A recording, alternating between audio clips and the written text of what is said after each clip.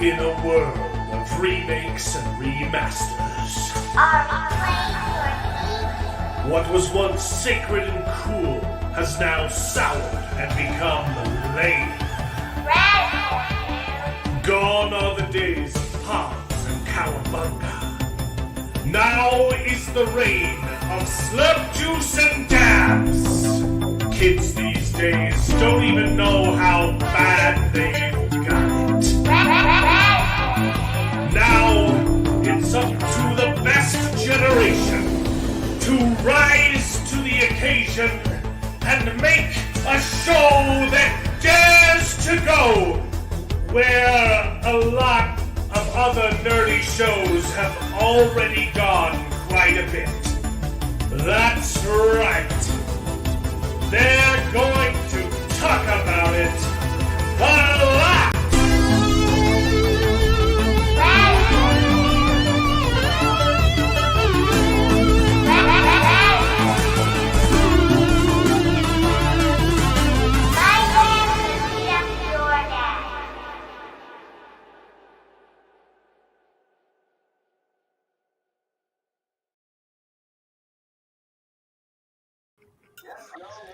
Hello, everybody, and welcome to the show. This is Best Gen. Where nerds complain about nerdy things. It's called Best Gen because we're all roughly from the same gen. We happen to think it's the best, not because we as people were better, but because our entertainment was. So get ready to wax nostalgic about the old times and complain about how nothing's good anymore. How's everybody doing tonight? Pretty well. Pretty good. Thank you. I'm super humbled today. I feel giddy as a schoolgirl because I somehow tricked Gothic Therapy into coming onto the show. You're welcome. Woo. Oh, I have We feel very tricked. Oh, I forgot to do the. There we go. Yay! You flatter us there. Oh, we got a shout out to our channel member, Mark Clark. If you want to become a channel member, it only costs $1, and you get access to emojis, and that's about it. But also like a store-wide discount on all my merch. I see Jock Nerdy in the chat. Shout out to him. Thank you guys so much for coming on the show. I'm a huge fan of you guys. I like both your YouTube and your Twitter.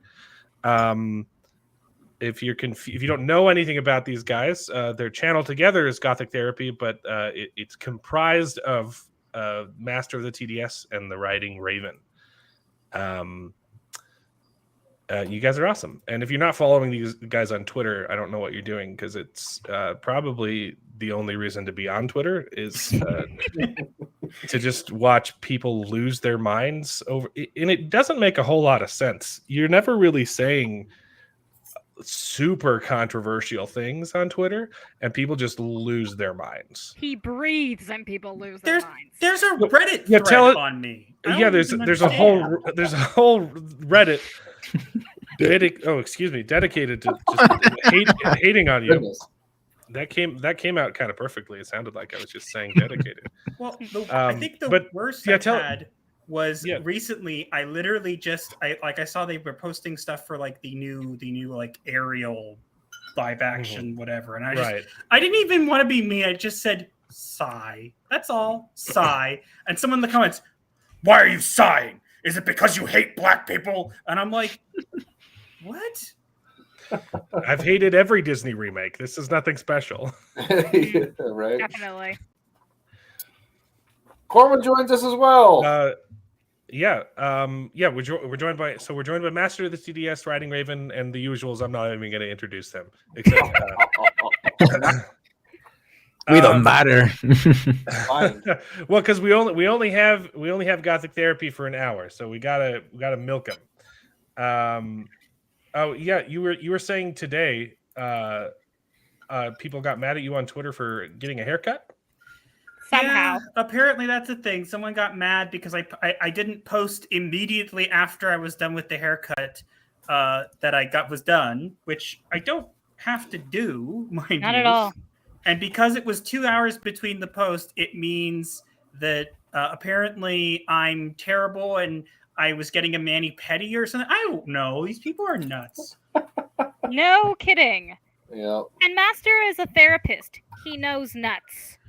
Literally, she's like, I do not mean it to sound weird. The person says it took you 2 hours to get a haircut. Did you get a mani-pedi too? And it's like, are you okay? Do you No. need to call somebody? Yes. Would you like to make an appointment? Is that... No, they can't afford me. Let's be No, they cannot. Yeah, Partly so because they don't work. I would. Yeah. Well, apparently their wife is a hairdresser. Apparently. I don't know. I just probably nowhere near as good as Mrs. Nerdrotic. Is that the equivalent of I have black friends? Like, oh, I know your haircut shouldn't be taking this long. My wife is a hairdresser. I love someone's response to them basically saying, okay, so you've been kicked out of every other place? It's so weird. I mean, and why isn't it even like an insult to get a mani-pedi? I mean, I would if I could, you know? Yeah, what's wrong with a little self-care, huh? Mm-hmm. It doesn't even matter what I say. Like I think I even did we posted a fake face reveal before Orlando that was not real. We marked it as sensitive and had our avatars over our faces. Right. And one person's just like, I knew you were fat. And it's like, you can't even see my lower body on the picture. Like, I mean, okay, but why? That's just one of Master's main reply, guys. Yeah. He's very mad at me right now because I blocked him on all his alt accounts, so he doesn't like that. Yeah. Sometimes. What is going on Twitter? I mean, it has been getting more angrier, you know? Madness. Mm-hmm. I feel like this week has been extra crazy just because so many things happened. Twitter is always crazy, but there was a lot of real life events that made Twitter even more insane this week. I mean, there was the Golden Globes, there was the poop statue.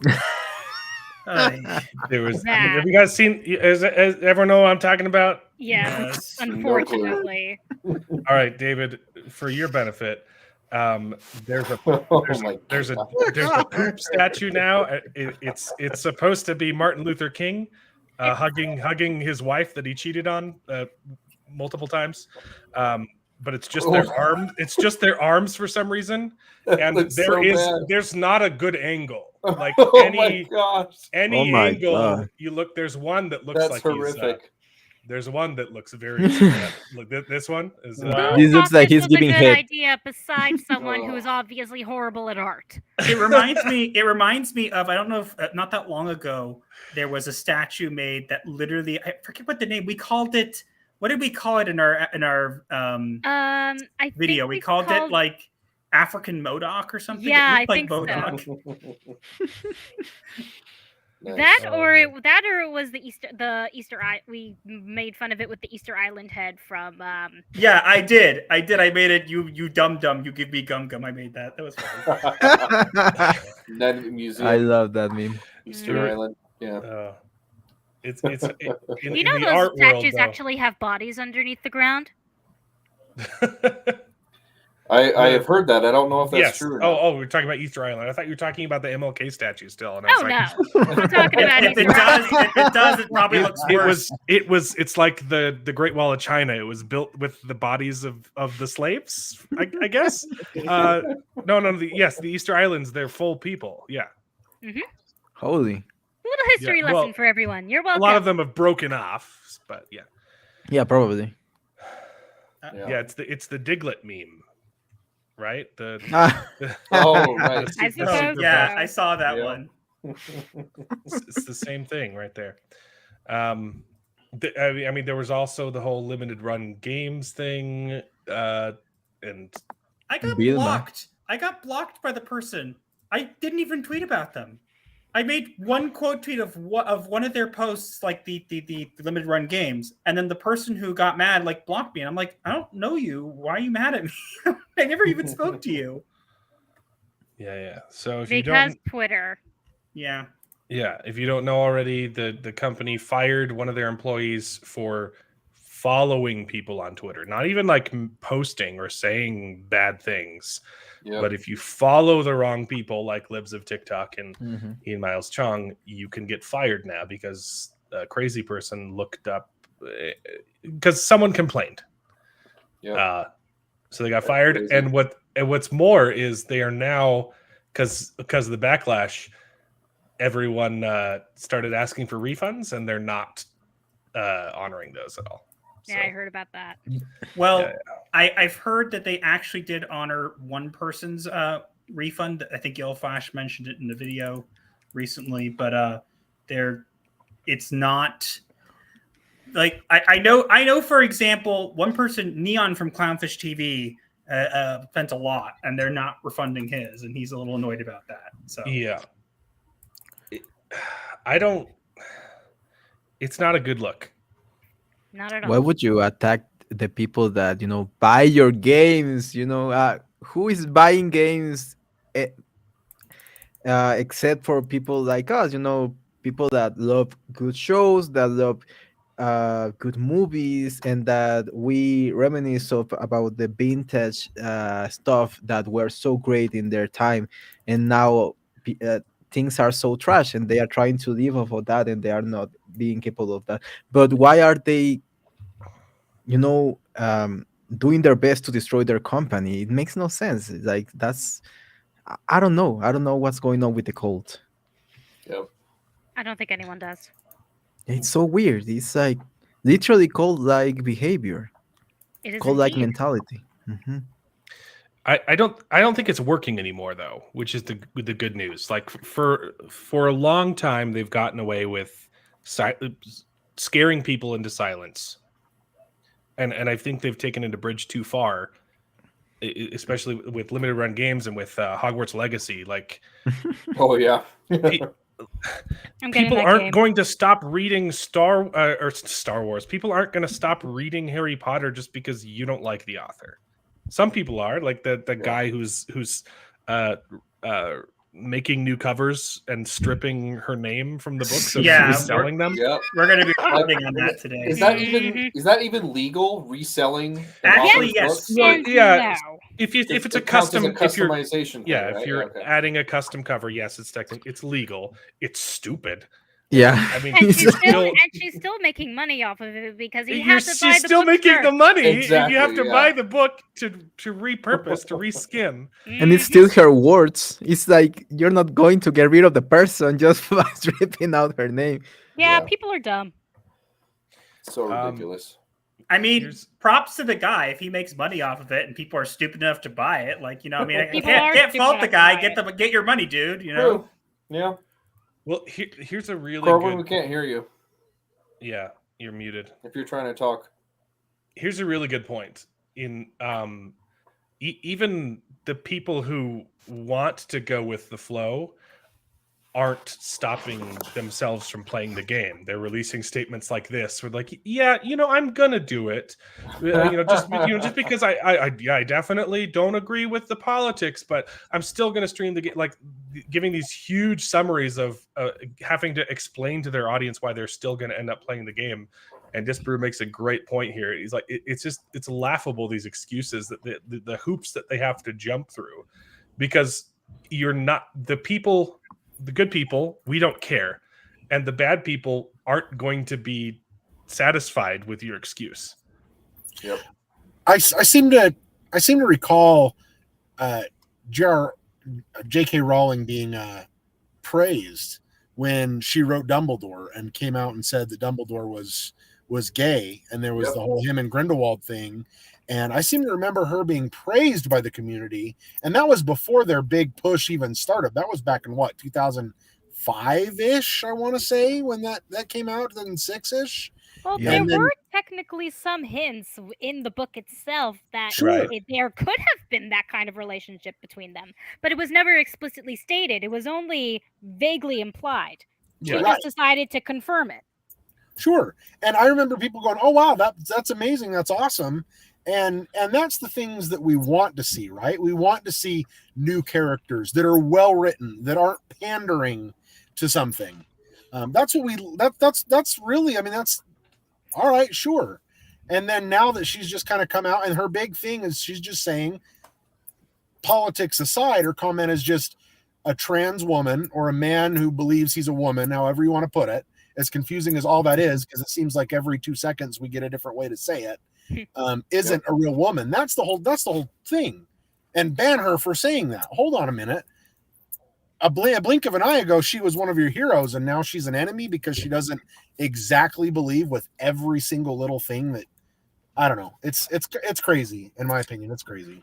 Not only that, but I remember that when she did the play, the Harry Potter play, she casted Hermione as a black woman, and because she was saying, "I never said that she was white." I don't know if she made the statement, but someone did, where they said, "No, Hermione has always been black." And then they looked up at the book, like, no, it specifically says she was pale skinned, but whatever. Yeah, but she was like saying, "I never said," you know. But yeah, for the Cursed Child, they did cast a black woman as Hermione, and sometimes that can happen. I mean, I've seen movies based on Shakespeare plays where a woman is playing a man. Yeah. But then again, it's Shakespeare; they can do that. I think it works better in plays than it does in film. It definitely does, because plays do have because let's say you are casting a woman playing as a man in these Shakespeare movies. It's because they're not necessarily cast because, oh, we want to have a woman playing a man. No, they're just the perfect actor for the role. Yep. And because it's Shakespeare, he had men playing women. Yeah. It's kind of encouraged, and nobody really cares. Right. Yeah. And then you have some instances where it's baked into the play, like was it Hairspray? There's a character in there that is a woman, but it's specifically in the script that it's supposed to be played by a man because it's a very masculine looking woman. And that's fine. Yeah. Yeah. Mother. I mean, I think I bought the heck out of that Harry Potter game. I do not buy games at full price. Yeah. I don't, just because it goes against everything anyway, because it seems like they never release the game. They always this is the beta test, and then like a week later you get like a 55 gigabyte update because now we've had, it's like anyway. Don't pre-order games except maybe Hogwarts Legacy. Well, what I can tell you regarding Hogwarts Legacy with pre-sales is I have heard somewhere, I don't remember where, that the game is actually completed. They're just working on this entire month to get rid of all the bugs that they can find. Yeah, that's great. I hope that's because the last time I pre-ordered a game was Cyberpunk 2077. Yeah, I think how the Portkey Games learned from Cyberpunk 2077. I think that's what's going on, but don't quote me on that. Talk about the biggest game of the generation, and they botched it up as massively as possible. But I did buy the Harry Potter one, and I bought the deluxe whatever edition that was a lot more, simply because people were don't buy it because your reasoning is stupid. I'm sorry, but I'll put my money where my mouth is. Click. I'll get around to playing it. My wife hates video games, and she's interested in Hogwarts Legacy. So good for her. Let's put that there. If only Alan had a computer that could play it. Oh wait, you do, because of one of your best friends. Nice. The thing is, it's on the Switch too, right? It's going to be on the Switch in April. If you play Harry Potter Legacy with the graphics card you have on your computer on the Switch, it's my kid though. Okay, I have a 7-year-old boy. Alan, I will kick you. And this is a PG-13 show, so I won't say where, but I will kick you. If I buy it on the computer, my wife won't get to play it, and my son won't be able to play it either. So buy it for both. Yeah, that's the solution. I buy it for myself on the computer, and I buy it for the Switch for my son. And then just show your wife how beautiful the graphics on the computer will be, and you might never be a streamer because she'll steal your computer like she stole your Wheel of Time book. But hey, there's a movie and there's a clip in there somewhere. So, man, Corwin, you're on fire. You have had 2 throwback references to some of his older videos, and some of his best older less than videos. 5 minutes. You just got to be on top of it sometimes, and I guess that tonight's the night. But talking about, I think that's a good segue into. We don't have to discuss it at length, but Velma dropped this week. Did you see my latest beam? I made a new one today. You made a meme? I haven't been on Twitter today. I literally slept. Oh yes, the Minnie Kaling looking for her glasses. It's so great. Yeah, I love that. Oh, yeah. Oh my god. I may have seen that. So I just to be clear, I have not and I will not watch this show. It's pornographic. But the animated Velma show? Yeah. It's pornographic. Yes, bro. And there's another reason you shouldn't watch it. I was informed in episode 2 there is apparently something that goes on with Fred, and he ends up making a certain. He has a pinwheel in his pocket, which ends up looking like a certain symbol. I'll show the picture. And yeah, I've got it loaded. We don't say it specifically because that monster killed our ancestors. Yeah. Yeah. But the fact that they think that's funny is just ridiculous to me. I never understood why people compare regular human beings to this disgusting monster. It's like, why they compare Republicans to them? It's like, what? Because people are idiots. And it's so sad because my 4-year-old, she doesn't like to be scared. How do I put it? She likes spooky things. I don't know what it up. She loves Halloween. She's 4. She likes Halloween. She likes dress up. She likes, like, when we play hide and seek, I jump out and scare her rather than her find me in the actual spot. Mm-hmm. So the other day when she was sick, I showed her the old Scooby-Doos because they're not scary. But to a 4-year-old, she doesn't really watch TV that much. She doesn't really get like super enthralled. It's Doc McStuffins. That's all she watches. But Doc McStuffins. Oh my gosh, I could sing anyway. But she was fixated on the old Scooby-Doo Where Are Yous. She was fixated on them. She loved them. That's all she wants to watch. And we went from a classic to this crap. Come on. Call me when she starts her goth phase. I'll let you know. I as her husband, I must say no. Too bad. Oh my god, bro, David. Everyone. But you were asking about if it's pornographic. I don't want to say the word. And just watch the first 2 minutes of my video where I basically put every scene. I tried my best to censor it, but it's so much, bro. And there's in the trailer even. These are pictures of 15 years old. Like, how sick do you have to be to literally draw a 15-year-old girl butt naked? It's there's like what? 8 of them naked. Yeah, it's a lot of them. And they're like, oh my god, that show is just. Oof. So I'm gonna pull up an article. If this is, I'm explaining it for Gothic Therapy's benefit, but we have a segment on the show called Bad Takes, dedicated to Screen Rant because they are notorious for. And let me guess, it's the review bombing one. It's the worst opinion. So I've got a little stinger, and we'll do a couple little bad takes. Screen Rants, Bad Takes. It started with Screen Rant, and then it quickly evolved to a bunch of people on Twitter. But yeah, so Scooby-Doo is being review bombed on IMDb, Rotten Tomatoes. First off, my opinion on review bombing. I don't think that it's real.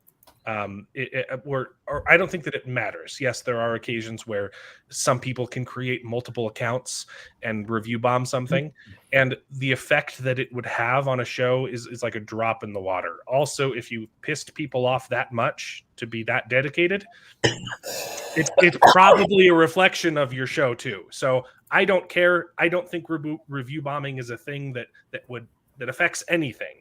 But also, but in this case, it would be justified. If you admit that it is a thing, though, you have to also admit that you positive review bombing is also a thing. So you're gonna either way, it's gonna level each other, it evens out, and it doesn't matter. It doesn't affect anything. Yeah, I love this interaction. It's not a review bomb. People hate it. I wonder if I'm in there somewhere. I'm pretty sure I am. The best one was I think you were on this. But the best one was the comment, I'm paralyzed from the waist down. After 20 years in a wheelchair, I finally stood up to turn your show off. That was on Mindy Kaling's post. Yeah, that was a good one. Yeah, that was responding to her literally promoting the show. That was the best. That was absolutely. Good. She was. Sorry, go ahead. Sorry, this is the argument that I want to fight against, though. So there's so many of these reviews say they only watch the first 5 minutes, and then the response is you can still review. If you hated it in the 5 minutes, you can still review the show.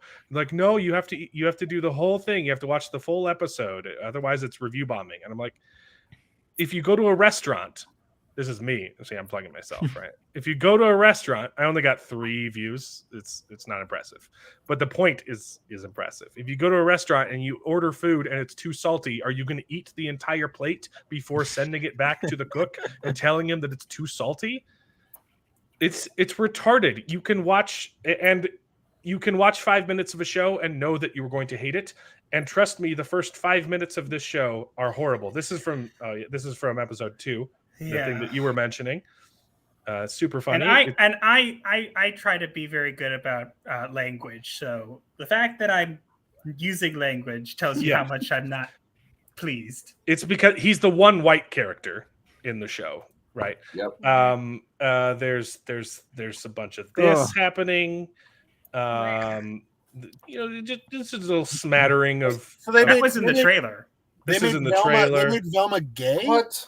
Yeah. Velma and Daphne are both lesbians. I thought Velma and Shaggy were always. There was always this There was, yeah. tension between her and Shaggy. You'd be correct, Corwin. Yes, there was also in the Scooby-Doo Supernatural crossover, Velma had the hots for Sam. She did. I mean, who wouldn't have the hots for Sam and Dean? I mean, I'm a Dean and just saying. They constantly make fun of Fred's tiny dong, and then the response is, but that's all white people, not just Fred. And then this is a hateful show. And it's not even the lefties like this show. This is so funny. They're saying it's so bad. They believe it was made by right-wing extremists to make leftists look bad. And they're going so far as to call Mindy Kaling an undercover right-wing extremist because she one time said something bad about the trans community. Wow. I think it was actually that she liked a post from J.K. Rowling, and that's it. And then she unliked it after backlash. It's another level of removal.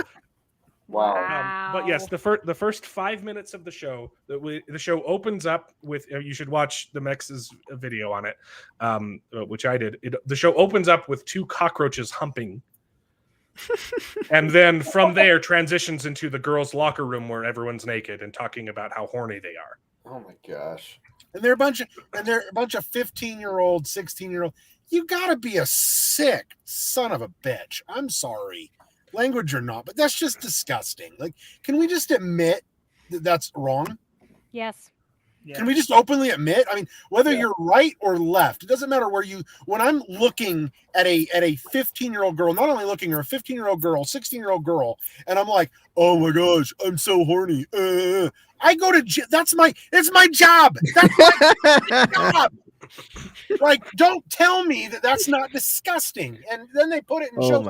Oh, it's normal. I remember when we used to say, hey, this is going to get to a point where they're going to start attacking children. Sorry, I'm getting on a soapbox because kids is like, that's my line in the sand. And when they start sexualizing children, and this just shows it. A whole bunch of artists drew a whole bunch of 15-year-old, whether it's animated, in computer, whatever it is, they're still thinking of them as 15-year-olds. A bunch of 15-year-old naked girls. I'm sorry. What? Yeah. I actually want to say something because I'm very passionate about this subject as well. I try to be very careful what I say on Twitter, unfortunately, because I have to. But one of the things the reason that they target children is because children are incapable of seeing outside of themselves for their problems. If something bad happens to them, they internalize it. So for these people out there who put this stuff out there, they know exactly what they're doing. Now, Maybe there's few and far between someone who didn't intend it to be a certain way. Whatever. It doesn't matter whether you intend it to be a certain way or not. The problem is these people they understand just how susceptible these kids are. So, for example, if they have a teacher who happens to identify as whatever, they're going to then feel wrong because they don't identify with teacher. Yes. What's wrong with me? So it's just, it goes to show you that this is just ridiculous stuff. And the argument that they're using is it's not a kid's show. It's marketed towards adults. It's an adult show. Technically, sure, but it's obvious that you are marketing the show to kids because you chose a kids show. You chose Scooby-Doo to do this to. Right. At least teenagers. You cannot say that's not marketing to children. Now, here's something interesting.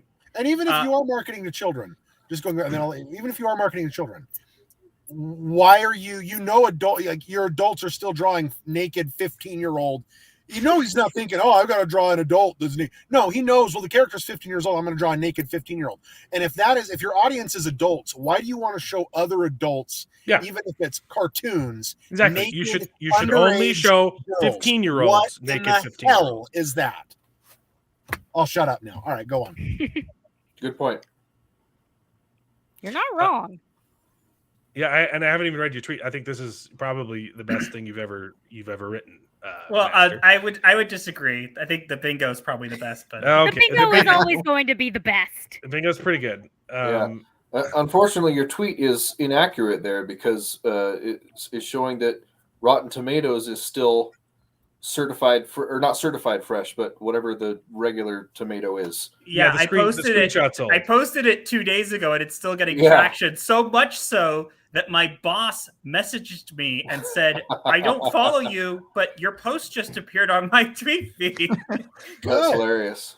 Mm-hmm. Yeah, I pulled up the Rotten Tomatoes just out of curiosity, and it's down 55% on the critic side. On the critics, which makes it certified rotten, and 7% on the audience score. And that they're deleting a lot of those too, because they do. Why are 55% of the critics okay with this? Because I'm shocked that 55% liked it, right? Because it's like 19, only 19 critics. That's probably the reason why. Well, that, and also you have to understand when critics like something, you have to understand that it's not like they love it. Like they could give it like a 4 and Rotten Tomatoes will still count it as fresh. Like they skew those reviews. So I guarantee most of the reviews that you read are like, this show is amazing and progressive. It has this, but it's terrible. The tomato meter isn't based on.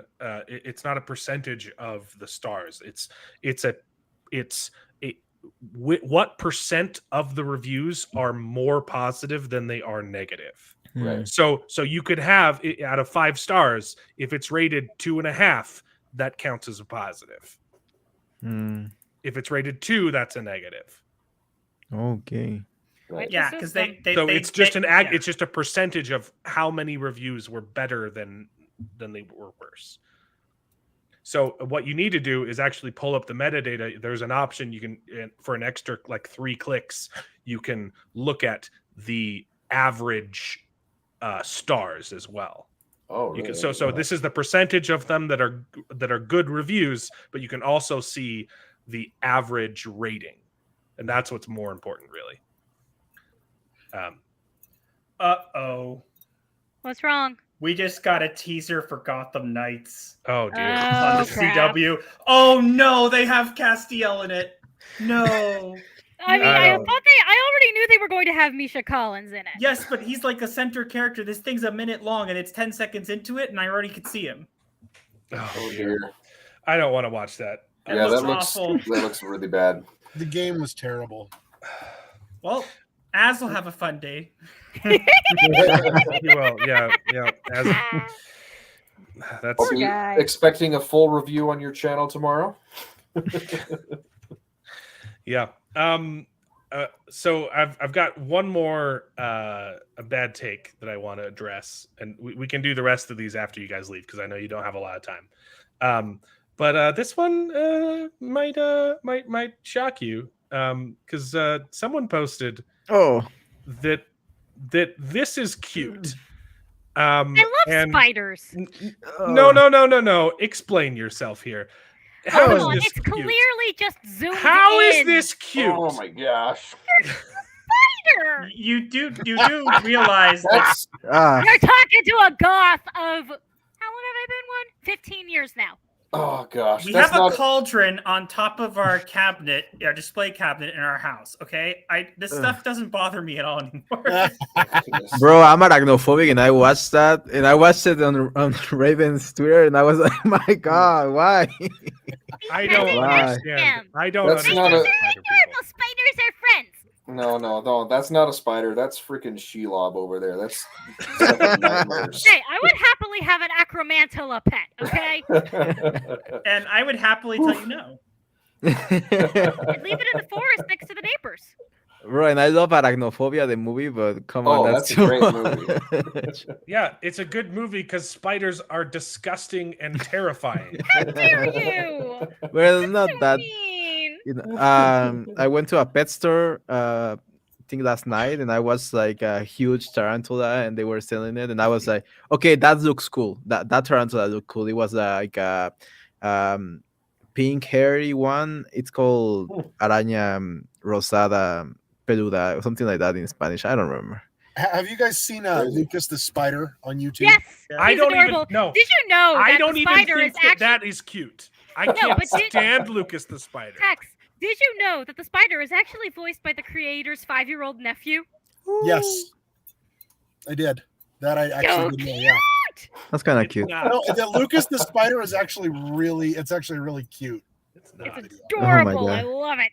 Maybe that's how I get rid of my arachnophobia, you know. Exactly. It's called That's Lucas exactly the why Spider. It's called grooming. That's what it is. How dare you? It's marketing these spiders to kids, and I will not stand for it. Hey, these are so cute. And okay, but what if your child wants a pet tarantula?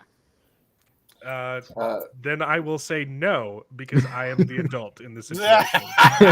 I can handle snakes. I can handle snakes. I can handle just about anything, but my mom has not snake spiders. Phobia. My mom has snake phobia. I always wanted a pet snake, but she sees a snake and she freezes up and runs in the other direction. I do the same with spiders. She couldn't continue on the hiking trail that one time, and we never took her again. See, I just like dogs. I like cats. You know, they're quiet, not Master's scary. allergic to cats. I'm also allergic to cats, but you know, I've been managing. Anytime we have a bird. Spiders, I can't see a spider. Birds are cool as well. I can't see a spider there's without next to his cat. feeling it crawling all over. Just walked by. We should probably talk about Wednesday for a minute. We have to. Veering off topic, eh? I watched it because of you guys. When you said no one told you to do that. When you responded positively, I'm like, well, we're gonna need to talk about something, so I'll watch all of Wednesday. Oh, come on. The whole reason we were doing the reviews was so no one else would have to. And then I don't want to have to. So you've reviewed up to season episode 4. Have you only watched that far? We've watched past episode 4, but the problem is finding the time to sit down and actually review it and then get it out. And it's just like, we barely have time. That's why we only do one video a week, is because we don't have time for much more. So you've watched the whole thing? Yeah. Yeah. Okay. I think that Wednesday is more disappointing. I'm not angry at Wednesday. It's disappointing more than it is outrageous. I agree.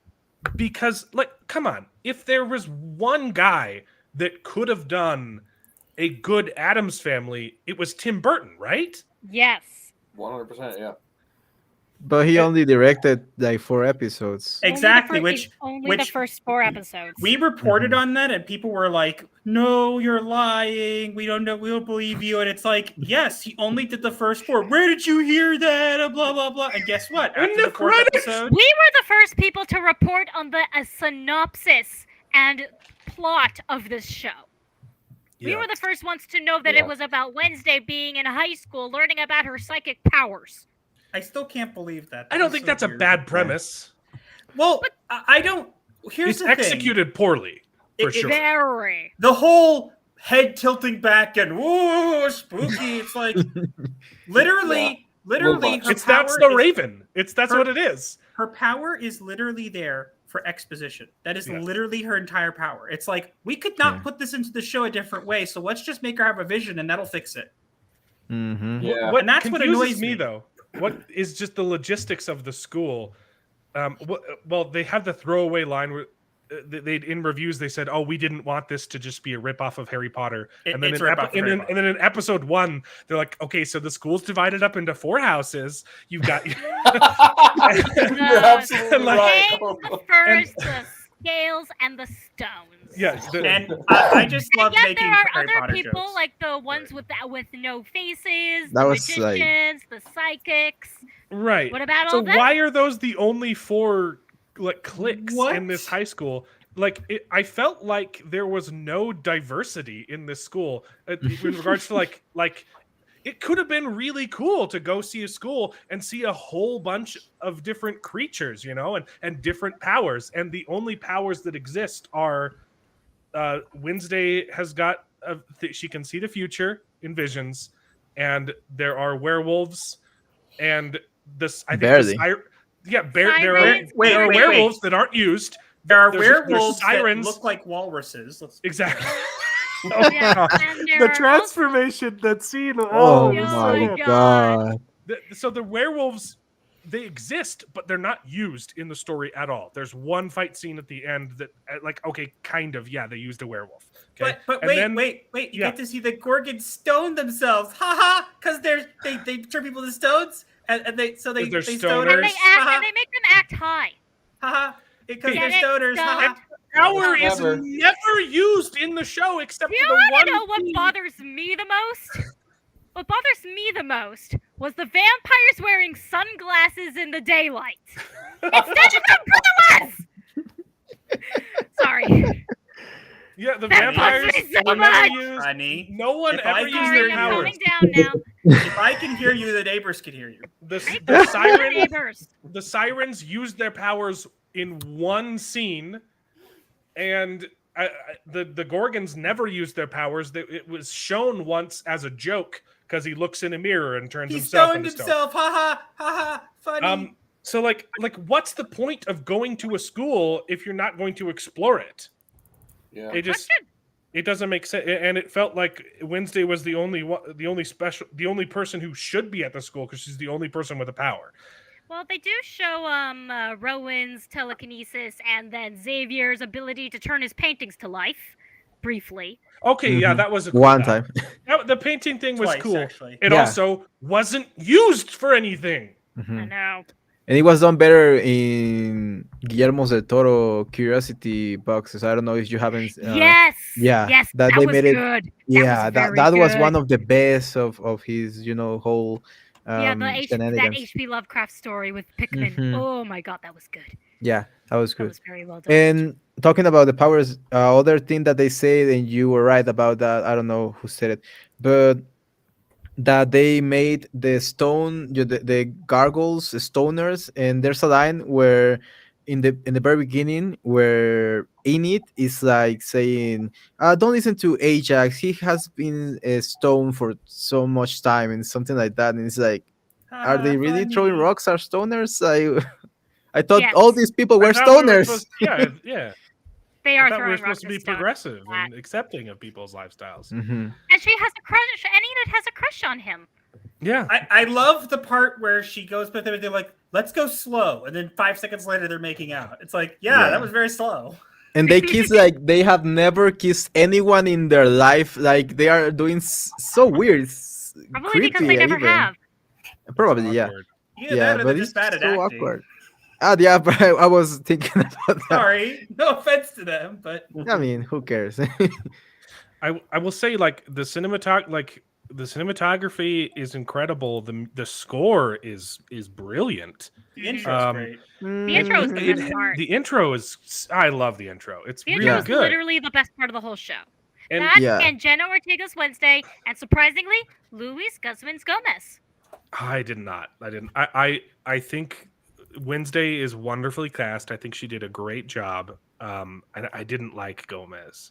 I mean, I thought he was actually quite good for what they did with him, because Gomez is supposed to be a bit more jovial. He's not supposed to be completely dark. So like, I liked there were certain moments where it like happened where he was like doing certain things that you kind of felt it was Gomez. So we were surprised by that. We enjoyed him. Pugsley was terrible because they didn't know what they wanted to do with him. They literally made him a wimp, like he cries every 5 seconds, but he's chucking hand grenades into the water to get fish. It's like, make up your mind. Is he like a psychopath like Wednesday, or is he a little crybaby? You can't just choose both. The casting looked good, but they just didn't know what they wanted to do with him. Yeah, Catherine Zeta-Jones is a horrible mortician. I hated her. She was so bad. And out of all the casting, I thought that one would have been the best. Same here. And she was awful. She had the look. They should have cast as Morticia either Eva Green or Christina Ricci. Ooh. Yeah, they should have cast Christina Ricci as Christina Morticia Ricci should have been her long mom. time. Exactly. So can better. I skip to the end a little bit? Yeah. My wife does not believe me on this, but I am of the mind that they made Christina Ricci the villain so they could have the superior Wednesday beat up the old Wednesday. Yes. Obviously. That is literally one of the reasons they did it. Yeah. She's being replaced. Wait, what? Thank you. What? It's symbolic. It's why they don't create new characters. They replace Captain America. They don't create an original character. They replace Iron Man with Ironheart.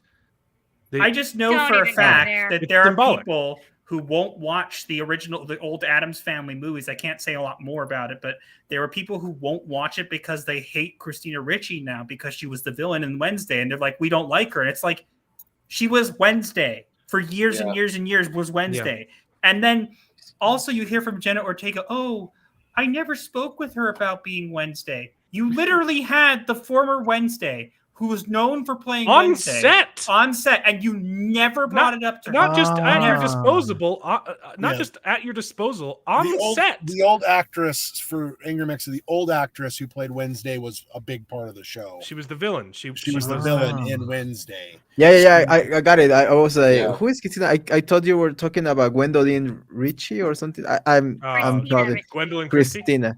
Gwendolyn Christina. So confused. Oh yeah. But yeah, I got it. Yeah, Principal Weems is actually Captain Phasma. Yes. Yeah, she just get no hold on maneuvers this time. She just no getting out of that. Yeah, I didn't like her that much.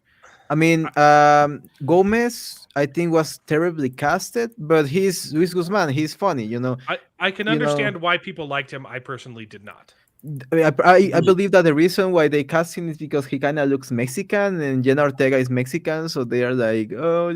Well, yeah, they actually cast him that way because in the original Addams Family comic strip, which is where they came from, Gomez is actually a lot more portly like that. Yes. And I will say, I think what it was is because if you're comparing, honey, you'll know the name. I forget the name of the most well-known Gomez.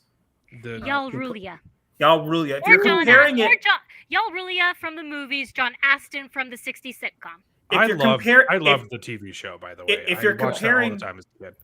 If you're comparing those two to this Gomez, there's no contest. Yeah. But if you're looking at the show as like, well, this show's not amazing. Yeah. And you want a moment that stands out.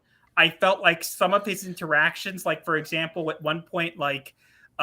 Wednesday says like something to him like, I knew you could never commit a murder. You're too soft. He's like, as much as that pains me, like it's just like that's a thing Gomez would say. Like so it really resonated with me at some point. It wasn't the worst, but Catherine Zeta-Jones was horrible. Yeah, she was awful. I was actually the first person to show Twitter the casting for Gomez, Morticia, and Wednesday. Mm-hmm. Well, you weren't the first person, but you were the first person to post it on Twitter. I was the first person to show the picture of the cast. Nice. And people were like, "What the hell is this? This is not Addams Family." Mm-hmm. Yeah, I will say that Thing is done wonderfully, incredibly. Like the effects on Thing are jaw dropping. I miss the days when Thing was confined to a box. I'll just say this: Uncle Fester did not need to be in the show. It was literally an not at all. entire filler episode that he was literally just there to The be whole like, "Oh episode no, was- Thing's gonna die. I guess I'll just resuscitate him. Bye now." But I did think the actor did a decent job with Fester. No, they actually tried to make it him that more like the '60s version of Fester. Yeah. I'm sorry. Christopher Lloyd will always be the best Fester. Yeah, Chris. Sorry. Oh yeah, there's I mean, no you just love Christopher Lloyd. apples and oranges. Guilty. But yeah, I thought he did a good job. And he was funny. Yeah. But going back to Thing though, he was actually used quite well in the show. Like he got sent on missions, and like that was one of the things the show did really well. Yes, I can agree to that. Don't know why he had to be all stitched up like that. I don't really like it. That Looked aesthetic. cool. It looked so cool, dude.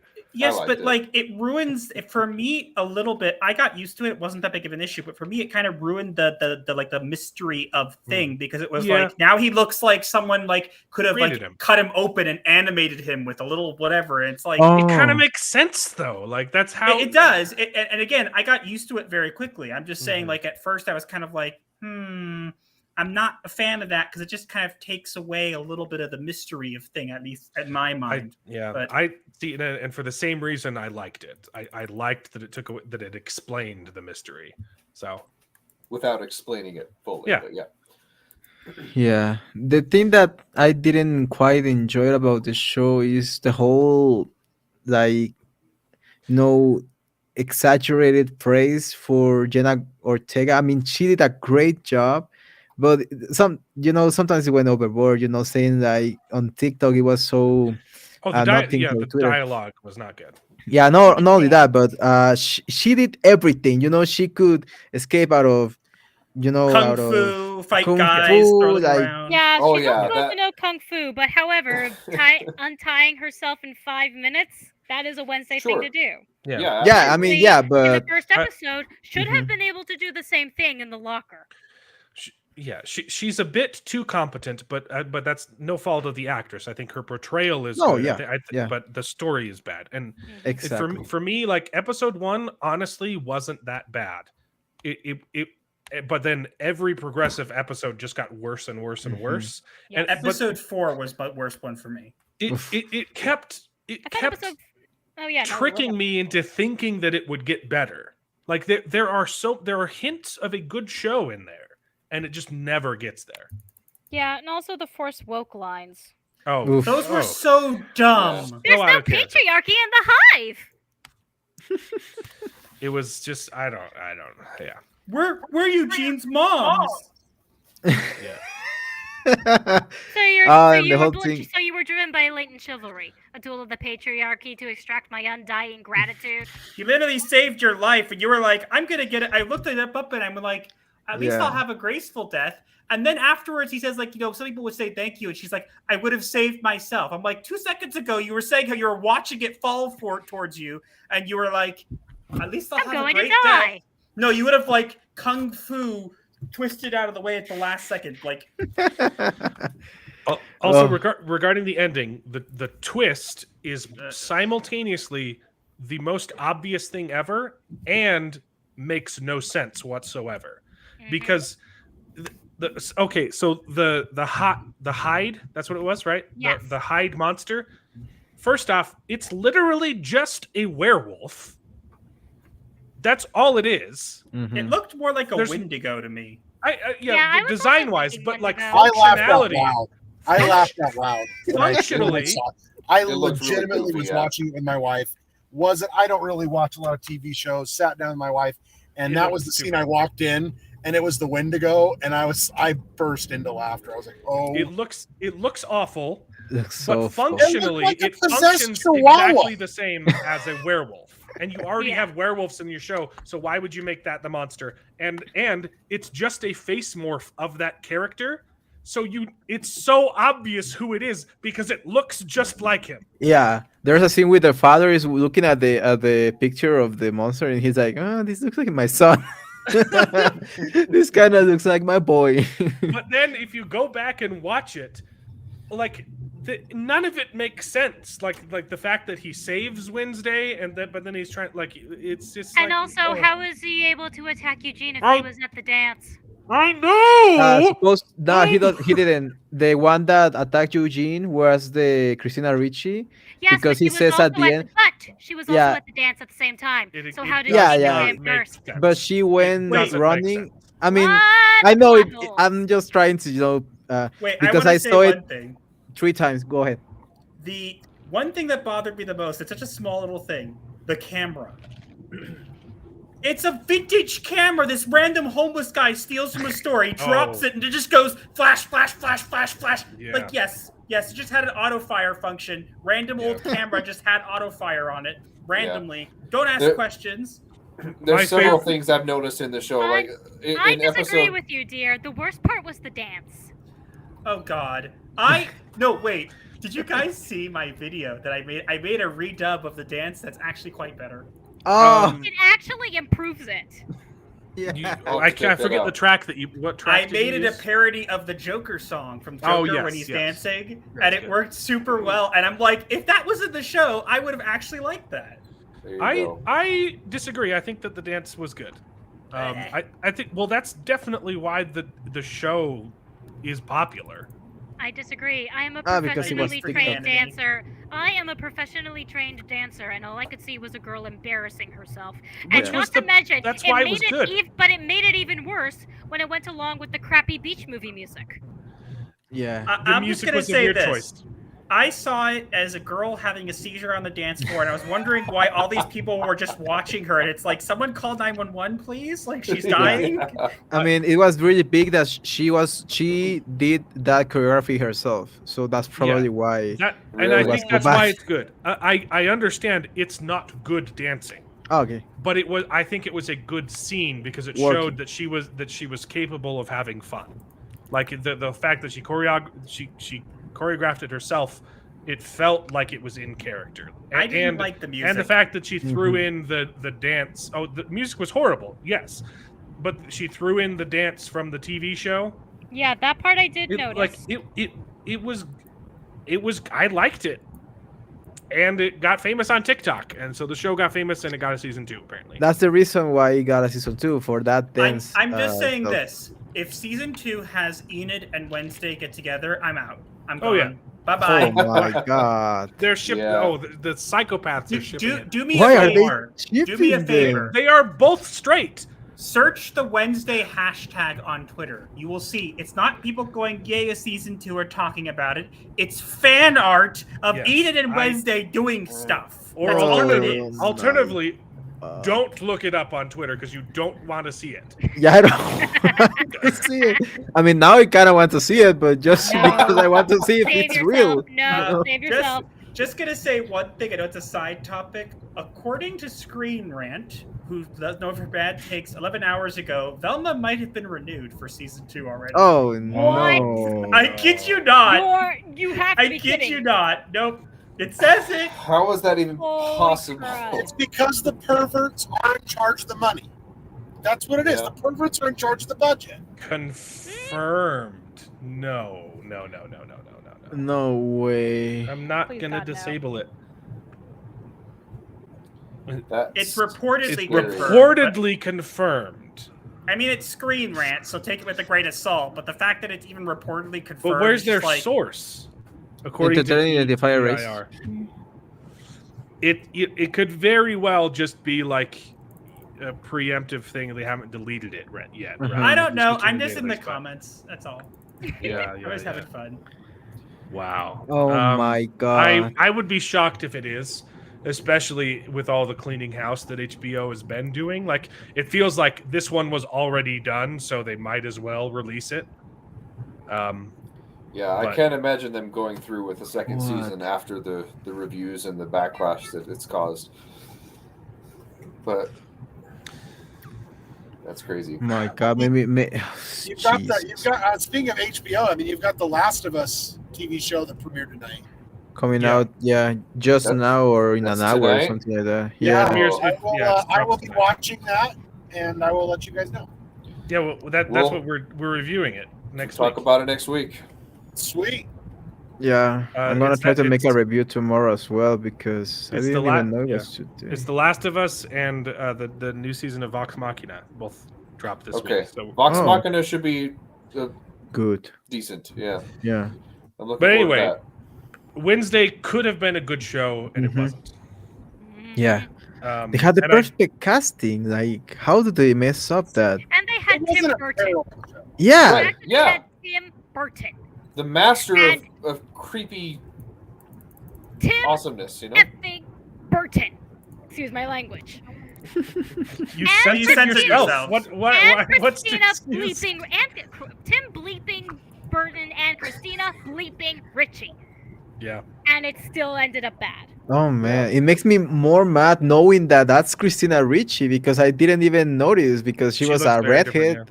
I know. She looks... You would think that if you're going to have Christina Ricci, who's famous for her portrayal of Wednesday, in your show called Wednesday, you would market your show with Christina freaking Ricci.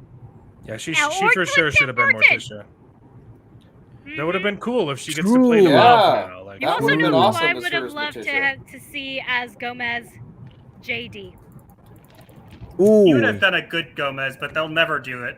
Of course they won't, but he would have been a great choice. Sorry, JD who? Johnny Depp. Oh, Johnny Depp. Okay. You got me demonetized. Oh. Oh man. Yep. Oh, I didn't know. But you can say the name. You can't say anything about it. No, you cannot. If you say the name, but I guess it's. We're an hour in. We're good. Okay. Yeah, they only scrubbed the first 30 minutes. Would minutes. have been an amazing Gomez Adams. That would have been interesting. Yeah. Why is Sedona Gamora trending on Twitter? You don't want to know. I don't want to know. No, you do not. Why do they demonetize people saying that name? What the hell? Because you're not allowed to unless it's the right opinion. What the? You're only allowed to have one opinion ever. Unfortunately. You get canceled. So. Yeah. Which it's so crazy because it's the most obvious case of no, this is wrong. I don't know why they can't reverse that one. Okay, I'm going to make a comment, and probably none of you noticed because I'm a nitpicker, and I watched this show 3 times for some reason.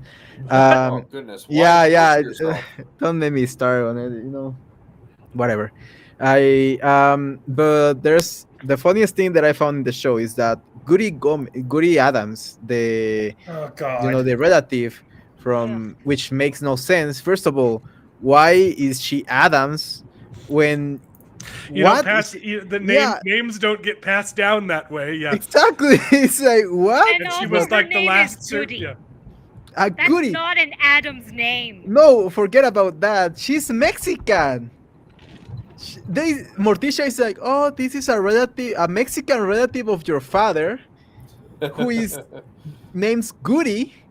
What? First of all, on that time it wasn't even Mexico; it was Nueva España, New Spain. She's whiter than me. What? How is she Mexican? She's not. How obviously? And how is she Mexican? And then she's battling with pilgrims on United States, on Philadelphia or something like that. What? You reminded me of the other thing that I hated. Oh, the pilgrim as the villain thing that they resurrect.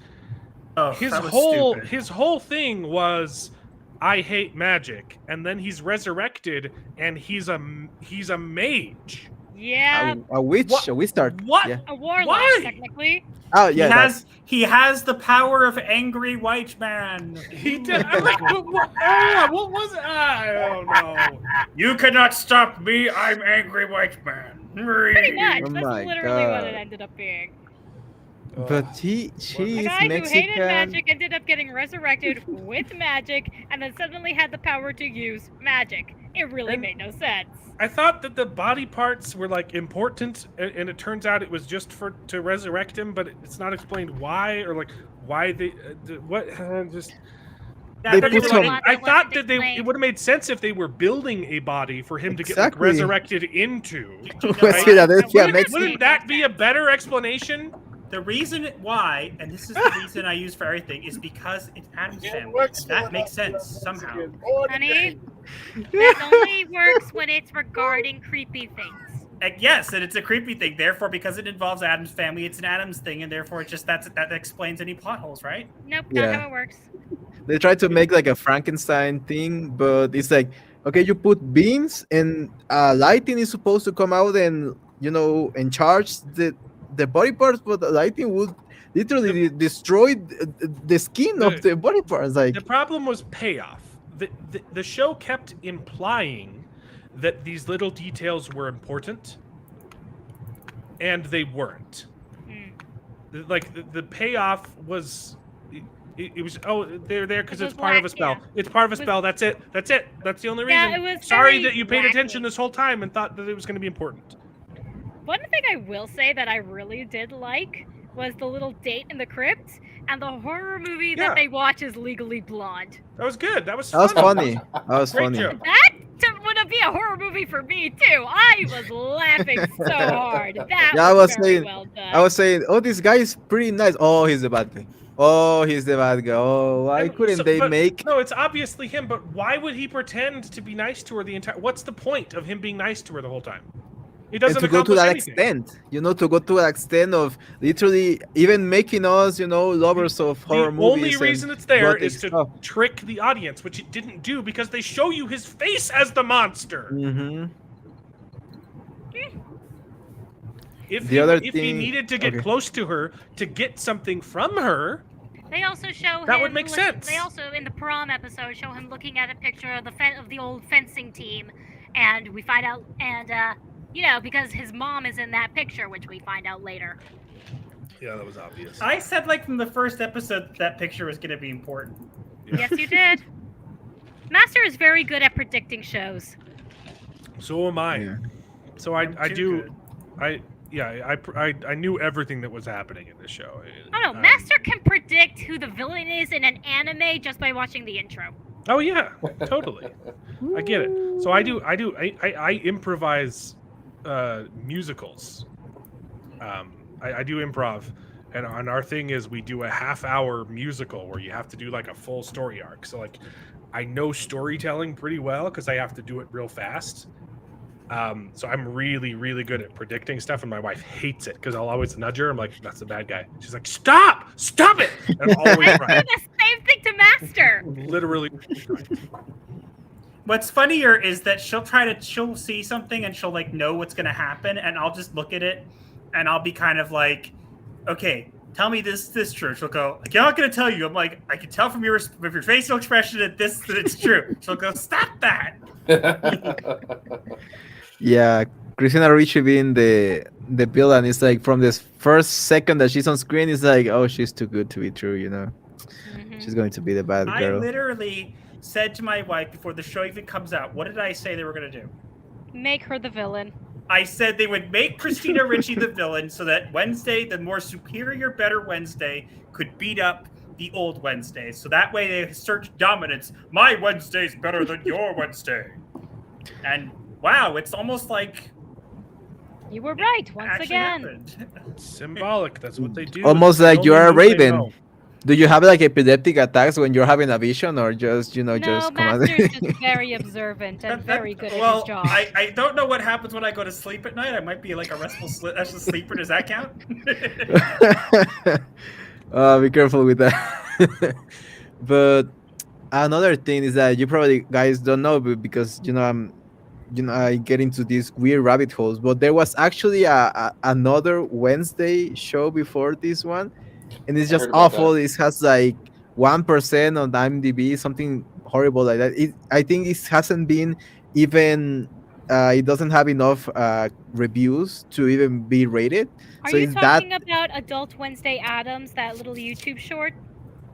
I haven't found it on YouTube. No, I know this because it's one of the writers from She-Hulk, and I was looking at the whole She-Hulk, writing stuff, and I was looking through all their previous work, and I found that this girl, that she thinks that she looks so similar to Wednesday, but she obviously she doesn't. She's like an overweight person, and she's like, she doesn't look anything. She just covers her up on makeup, and she wears a lot of gel for her hair, and now she's like, oh, I'm Wednesday, and she goes and does these kind of Wednesday things.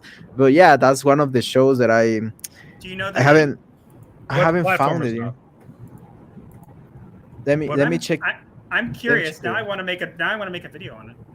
Yeah, that's interesting. I did hear there was another person that was. I did hear that there was some independent person that was making their own show, but it wasn't like on any streaming services or whatever. No, that was they got a cease and desist.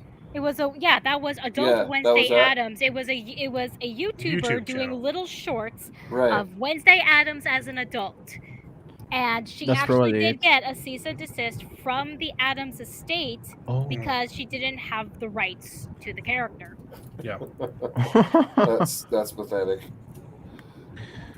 I know you guys only had an hour to be with us because you have a bunch of other stuff. I was going to say we have about like 5 more minutes. So yeah, so I want to make sure everyone knows where they can find you guys' stuff. Thanks for coming on. It was a blast. I love you guys. Thank you for having us. If you ever want to come back on the show, just shoot me an email or a Twitter. It was a pleasure to talk to you. You guys are welcome back anytime. Your YouTube channel is Gothic Therapy, which it's brilliant because he's a therapist and she's a goth, and they're together. That was literally the entire thought process behind the name. That was literally it. It's like, okay, it didn't take much thought, but it works. Mm-hmm. It's a good name. Thank you. Gothic Therapy. It's good, and this is Master of the TDS, which I know what it stands for. It's not Trump derangement syndrome, but it should be. Because you literally you are the master of Trump derangement syndrome, though. Like, but I'm not, you know how to trigger those people. Well, it literally, stands for my name was, I came up with it before I think Trump was even in office. Yeah, I know. Long before Trump was even in office. It's master of the total defense shotgun, or Shogun. People say shotgun, but yeah, I know. I'm dyslexic, so I literally read it shotgun the first time I found out. You're not the only one, trust me. But it's Shogun. It's a nerd thing. It's Yu-Gi-Oh. That's where it comes from. Yep. Yes. He's a nerd. And the Writing Raven. You have stuff that you've written. What? Where can we find your stuff? On Wattpad. wattpad.com. Shut up, Puffer. My handle is Gothic Writer 613. And what's your recommendation? What's the first thing someone should read? To Mend a Heart. It's my co-authored novel about Count Dracula's children. Cool. But she also has something she's working on. Oh yeah, I'm working on something for children. I'm getting closer to. The editing process has been a pain because it's not my genre, and therefore I have been really procrastinating it. But I am getting closer to the end of the editing, and soon we will be looking for an illustrator. Awesome. That's super cool. Very cool. So look forward to that and to Mend a Heart. And then the most exciting thing is you guys are now part of Epicverse, which you can't give us any details on. Well, just what we can say is this.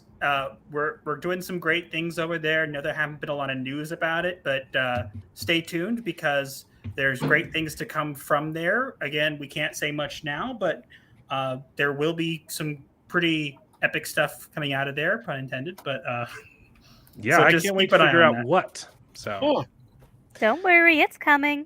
You'll find out. Trust me. Trust me, you will know.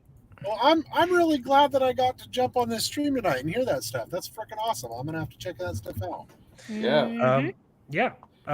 There's a trailer up for Epicverse, but that's it. It's very vague, though. Okay. Well, look, I'm not the one in charge here, but again, it's Epic Mike and Josiah, and they're hiring a bunch of people to make a bunch of things, and you guys are writing for them.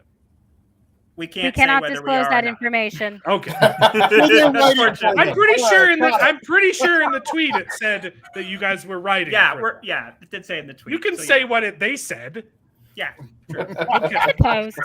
No, it did say in the tweet that they're going to be writing stories for you. That's what it said. I know what I read. Okay.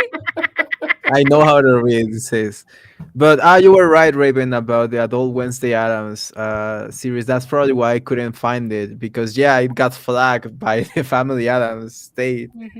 So there's. Melissa Hunter, that's the name of the. I guarantee one of the reasons it got flagged is because this Wednesday project was in the works for a while. Yes. And they were like, no, we're not letting you do that. That's our thing. Yeah. I would not be surprised if that were the case. Wednesday and come up with the wrong thing. You got to have. I mean, it had 2 seasons. Honestly, from. I believe that the girl who did Adult Wednesday Addams did a better job than the entire Wednesday show. Probably. I've heard that, yeah.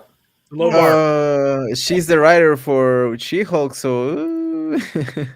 So is that the same one then you're talking about, Nexa? Yeah. The actor in the YouTube video is the writer for She-Hulk? Not only the actor, but the creator for that show for Adult Wednesday Addams. Yeah, is one of the writers. There are like 5-6 writers for She-Hulk, and she has like one of the worst episodes. I think 3 and 6, something like that. Then how far she has fallen. I mourn her. Yeah. Well, she got a cease and desist, and then her talent also ceased and desist. Well, thank you guys so much for coming on. Thank you for having us. I'm super excited. I don't know what to say. An honor. Thanks for coming on. It's an honor. The honor. Yeah, but I feel flustered. Like I don't know how to talk anymore because I don't know how to flirt with you guys. Don't bother. We're married. Oh right. Yeah, I'm married. It's that time. I'm married too. That's okay.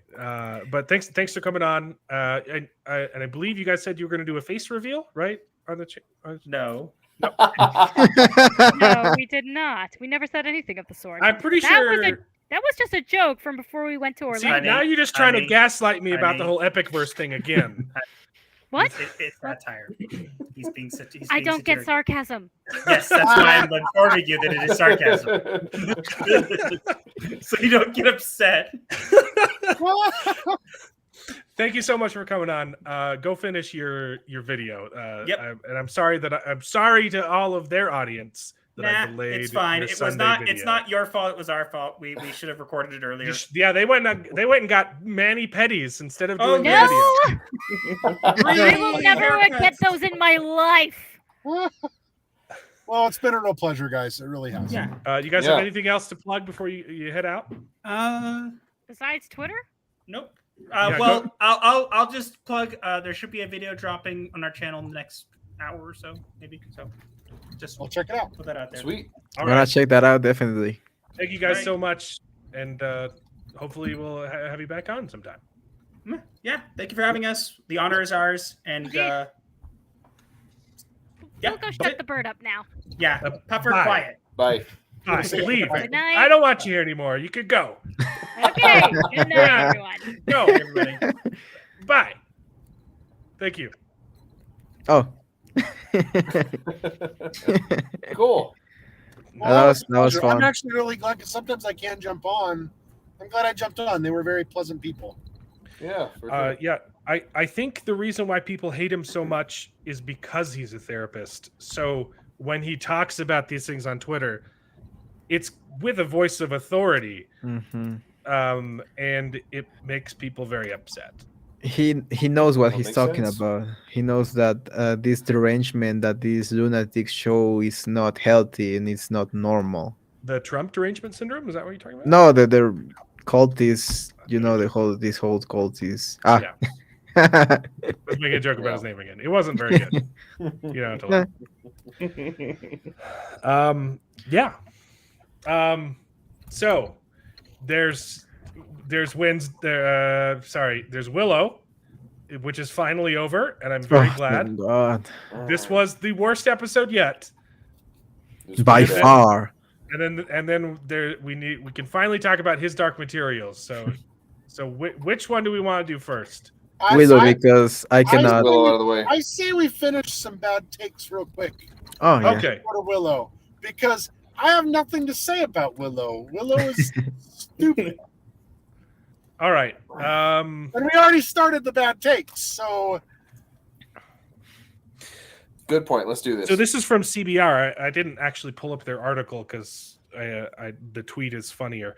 So Wednesday was renewed for season 2, and CBR immediately says it's time to hire more Black and Latina writers. Handle your hit show now, peasant. Yep. Gosh. And Master also had a comment on it. It's never enough for these people. You will never please them. Mm-hmm. So it's time to stop catering to them. Yo, what's funny about the show, I think I said it the last time we talked about it, is that people were calling the show racist, but for all the wrong reasons. They were saying that it was racist because they made the black characters the bad guys, although they actually aren't. Every single one of them had a redemption arc. Yeah, exactly. But the thing that was weird for me that felt a little bit racist, it was that they chipped them together for no reason. Like literally they are like, oh, you're black, oh, let's dump together. Let's bump. Yeah, let's get together. It's like, what? The thing is though, a lot of the writers are Black and Latino, just not enough of them. I mean, I don't think that they're Latino, because saying that a person called Goody can be Mexican is just ridiculous. Call it Buena. You just call it Buena or Buenita or something like that, or Lupita or something more Mexican. But come on, Latin. And I think that Latin something racist. I think it's just kind of lost a lot of. I mean, everything's racist these days. I mean, my gosh, like everything. Everyone has something to say. That's racist. Well, give me how is it racist? It's just racist. Everything is called racist, but these people are the racists. Yes. That's why it feels a little bit weird, It's like in Velma, they changed everyone's skin. It's not even colorblind casting anymore. They are changing animated characters. If you can't watch a show, if you can't enjoy a show without changing the color of the character's skin, you are racist. Mm-hmm. It's literally, if you cannot identify with someone just because they have a different skin color than you, that's stupid and racist, probably. Like I've been watching white characters my whole life, and I've been identifying with them regardless of their color, because I'm not a sick freak that thinks of color, thinks of the race of a person when they first meet a person. When they first met me, they are going to, oh, this is a brown Mexican. And when they first meet all of you, they are saying, oh, they are white Americans. It's like, what the hell? They don't say, oh, you're a loving father, you're a cop, or things like that. They don't see what is inside you. They just see your color skin. It's sick. I know it's a joke that people say, like, I don't see color. But like there are honestly times where I don't notice. Like Zoe's Saldana, right? Mm-hmm. For a long time I didn't realize that she was black. I mean, because she's kind of, she's not. She's always blue. She's kind of mixed, right? No, I was watching. It's because she's blue, bro. I know she's always colored different colors, right? Okay. Yeah.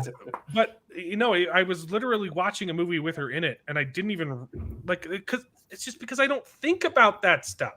And if you're thinking about it, you're racist. And I want to touch on something that Mexa said, and it's near and dear to my heart. I know it's near and dear to Alan's heart as well. Because that's where me and Alan became friends. Is we served an LDS mission in Mexico, and so we lived in Mexico for 2 years. There was many of times that I swear we were probably the only, and I know people looked at us. They were like, "What are these two white guys doing in the middle of Mexico?" Like, we were the only 2 white guys in this entire little town. But I just learned over 2 years, and that it really helped me on that one. If you can't, and like what you said, if you have to, you can't relate to somebody because the color of their skin, you've got deeper issues than just, even if you don't think you're racist. Like, I learned to love a people and a culture and a language just like if it was my own. And it was really funny when we'd sit down and we'd talk to the families, and they'd look at us and they'd be like, "Are you sure? You're obviously not Mexican, but boy, you sure talk Mexican, and you have los modismos and all the phrases and the things, and you like the food, and you can eat. And it was just like, yeah, because we're humans, we're people, and we have way more in common than we have not in common. And when we start nitpicking, well, I don't know if I can see Superman unless Superman's black, or unless Superman's Mexican, or I can't see Blade, for example. The black, I'm talking about Blade, the vampire hunter. Well, he's not white, so I can't enjoy the movie. Go to hell. Like, really? Like, come on. Like, yeah. I mean, that's why I always say, like, conservative, and not even hardcore conservatives, but people that are not insane, people that are not woke, old school libertarians, old school liberals, and conservatives are the least offensive and racist people in the world. Like, I've been joining communities of MAGA guys, or or religious Christians, and any religious type of person, even Muslims, and it's like they are so embracing, and they open their heart, and they hug you basically with their words. They say, oh, you're struggling, whatever. But when you get into these woke show and woke groups on Twitter or whatever, it's like they go ahead and attack you for your race. They were like saying, oh, you're probably white. That's why I had to put my freaking picture in Twitter, so they stop calling me white. When you, bro, it's because we value people based on their ideas and their actions, not based on their immutable characteristics. I couldn't care less what color skin you is. Just like MLK said, MLK Jr. said, like, when my kid is judged by the content of their character and not the color of their skin, but they're literally doing the opposite. And it's like, how do you MAGA people and conservatives have learned that and embrace that so much more than the people that say that they are anti-racist and anti-whatever, Well, they don't like MLK. I agree with you, Dick Chronic, bro. They don't like MLK. That freaking statue of the turd. Yeah, they're making fun of him. That's not an honor to him. But I mean, if you know anything about the history, that it's always been the case. The Democratic Party founded the KKK. Yep. The Republican Party was created to get rid of slavery. That's why it exists. Abraham Lincoln was the founder of the Republican Party. Exactly. Exactly. And did you say that? Fact. That is not like us going. It is a historical fact. He was the founder of the Republican Party. Yeah. Not only that, but the Democrats, Joe Biden was backing the banning of busing, which was one of the things that really helped the black community. It was probably not done the best way, but it helped. The whole thing about busing. He has this famous clip where he's like saying busing is a danger to Americans and something like that, and it's like disgusting. Biden straight up said, "I do not want my children growing up in a racial jungle." Yep. It's insane. Like, how can you elect? Well, you didn't, obviously, but how would people that say that they are not racist? I mean, don't be careful, Mexa. This is something we can't get banned on. No. He didn't vote for Biden. Yeah, exactly. He wasn't elected. Exactly. That's what I meant. The other people, we weren't implying anything scandalous about the election. The other people voted for him, and he got elected fairly. Yes, of course. No, but how he's so racist? Like, he's saying that, if you're not voting for me, you're in black. Like, what? He has said the N-word to Clarence Thomas's face multiple times. Yep. So, my God. Just shrug it off. It's like, oh no, that's not really what he said. But that's what you get out of it. What's what you get out of his speech while he was talking to him. Oh my God. But whatever. We're getting. We got more bad takes. We got more bad takes. Yeah, we have to talk about TV sometime today. Okay. It was funny. Though. It was fun. We'll have to have a conversation about what the news reported in Mexico. I'm curious on that. We'll talk later. All right. Here's a bad take. Everything the Wheel of Time copies from the Lord of the Rings. Okay. It's not copying. It's not stealing. Literally, his intention, Robert Jordan, writing the books of the Wheel of Time was, I want to do my interpretation of Lord of the Rings. Okay. That it's inspired by the Lord of the Rings, in that he wanted to take a story where someone says, hey, get up, you're kind of the chosen one, you got to go on an adventure, and he wanted to do that in a more realistic way. That's yes, it borrows from Lord of the Rings. It's not copying, it's not stealing, this is a bad take. So the whole thing is he wanted to take a farm boy, from a village who doesn't know anything, have someone show up and say, you have to go save the world now. And he's like, I think most people would run away in that situation. And that's what he does. Wow. So, yes, there are several parallels, but it's a very different series. Read The Wheel of Time. It's really good. Here's another bad take. J.R.R. Tolkien's fantasy world is a medieval utopia with poverty and oppression airbrushed out of the picture. But Tolkien's work also contains a romantic critique of industrial capitalism that is an important part of its vast popular appeal. Shut the hell up. A person named the Jacobin, who it's a sick name, but whatever. No, this is a Marxist view of Tolkien's Middle Earth. I'm pretty sure Tolkien wasn't Marxist, so yeah, this is the airbrushed medieval utopia that he's talking about, right? No, it's because he didn't like. Yes, there are comments in the book where he talks about preserving nature. That is very different from Marxism. Okay. This is a horrible take, and I don't want to talk about it anymore. Lord of the Rings showrunners did another interview where they explained their decision, why they made the decision to ignore Tolkien's writings and to pick their own creator of Mordor. But I thought they said that they kept going back to the books, except you keep ignoring it. So, yep. A lot of this is repeat of what we've already gone over, but they're just talking about the reason that they wanted to do an origin story for Mordor, because and they bring up the same thing we just talked about. Oh, because Tolkien loved environmentalism. No, that's different. But yeah, no, the books straight up say Mordor was always Mordor, and Sauron went to Mordor because it was the way it was. He didn't create it. It's stupid. You guys don't care about Tolkien, so shut up. I don't care. I went on Facebook this week for the first time in like months, and I actually found a really, really good. It's not a meme because the person who posted it didn't realize what they were doing. But I thought that this was quite interesting. One of these is not like the other. I'll just put it that way.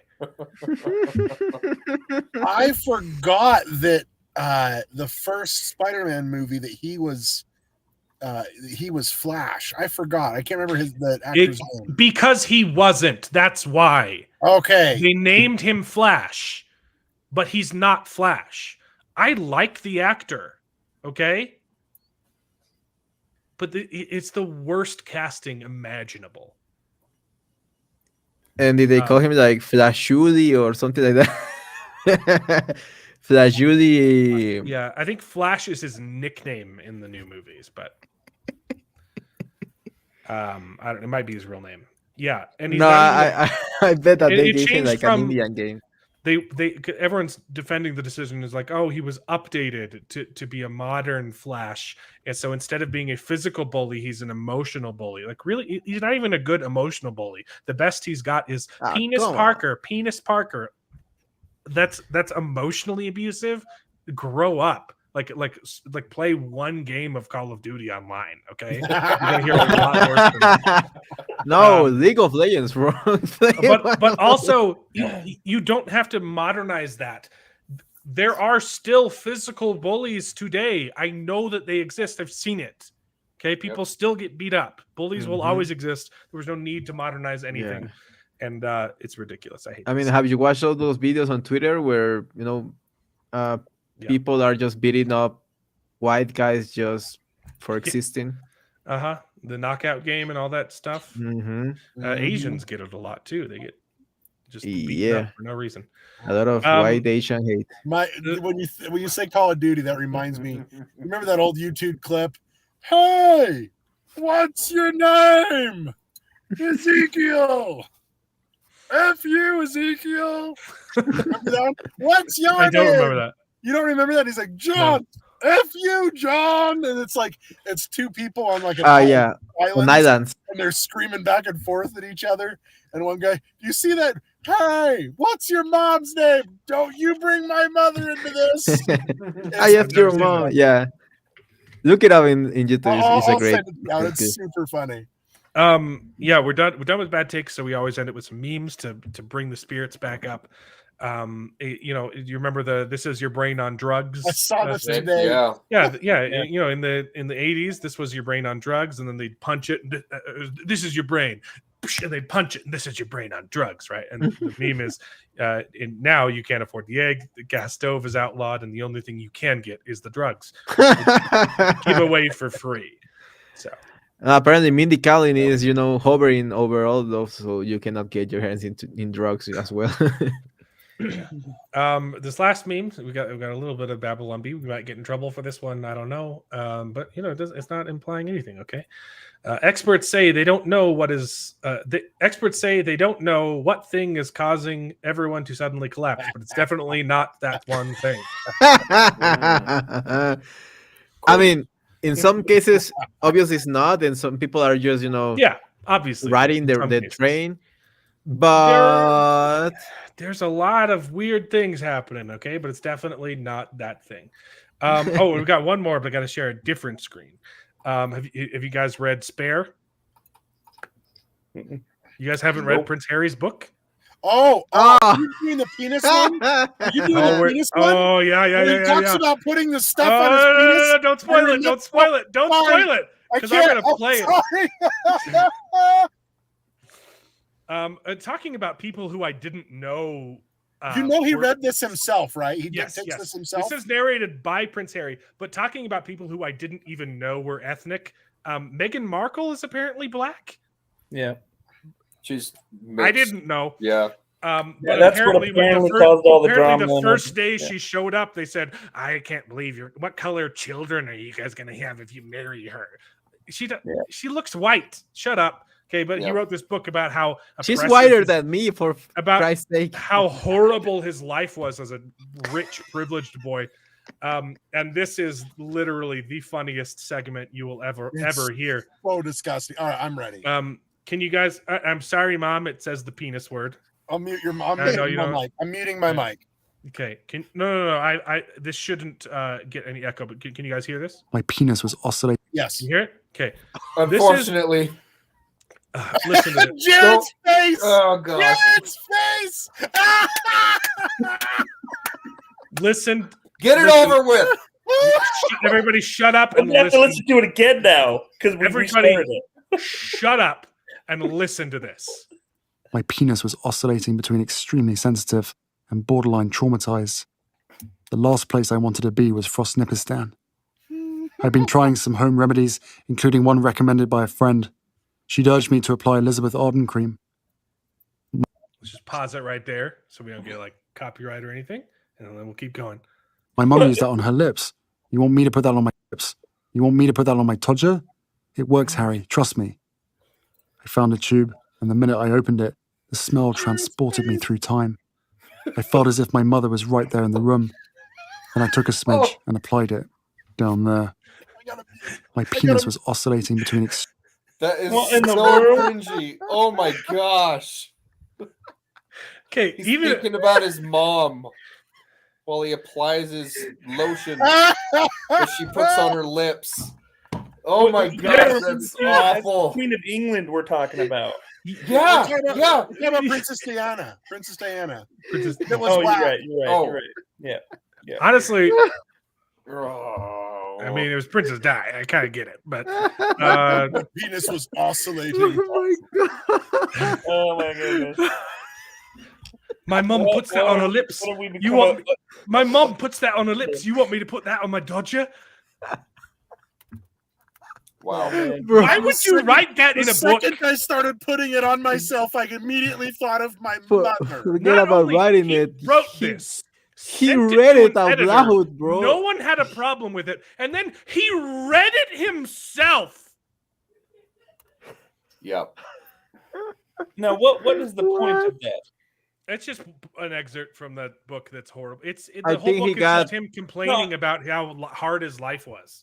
Yeah, well, that's what I'm Getting- saying. Like, I don't get how that even explains that. Well, it's taken I out of think he got context. an He was STD. complaining about that. He was telling a story about one time his penis was hurting, and for some, he was either really horny or it was oscillating. His penis was oscillating. Okay, all right. I don't know. I'm not going to listen to the context. Because don't need to know any more about it. So,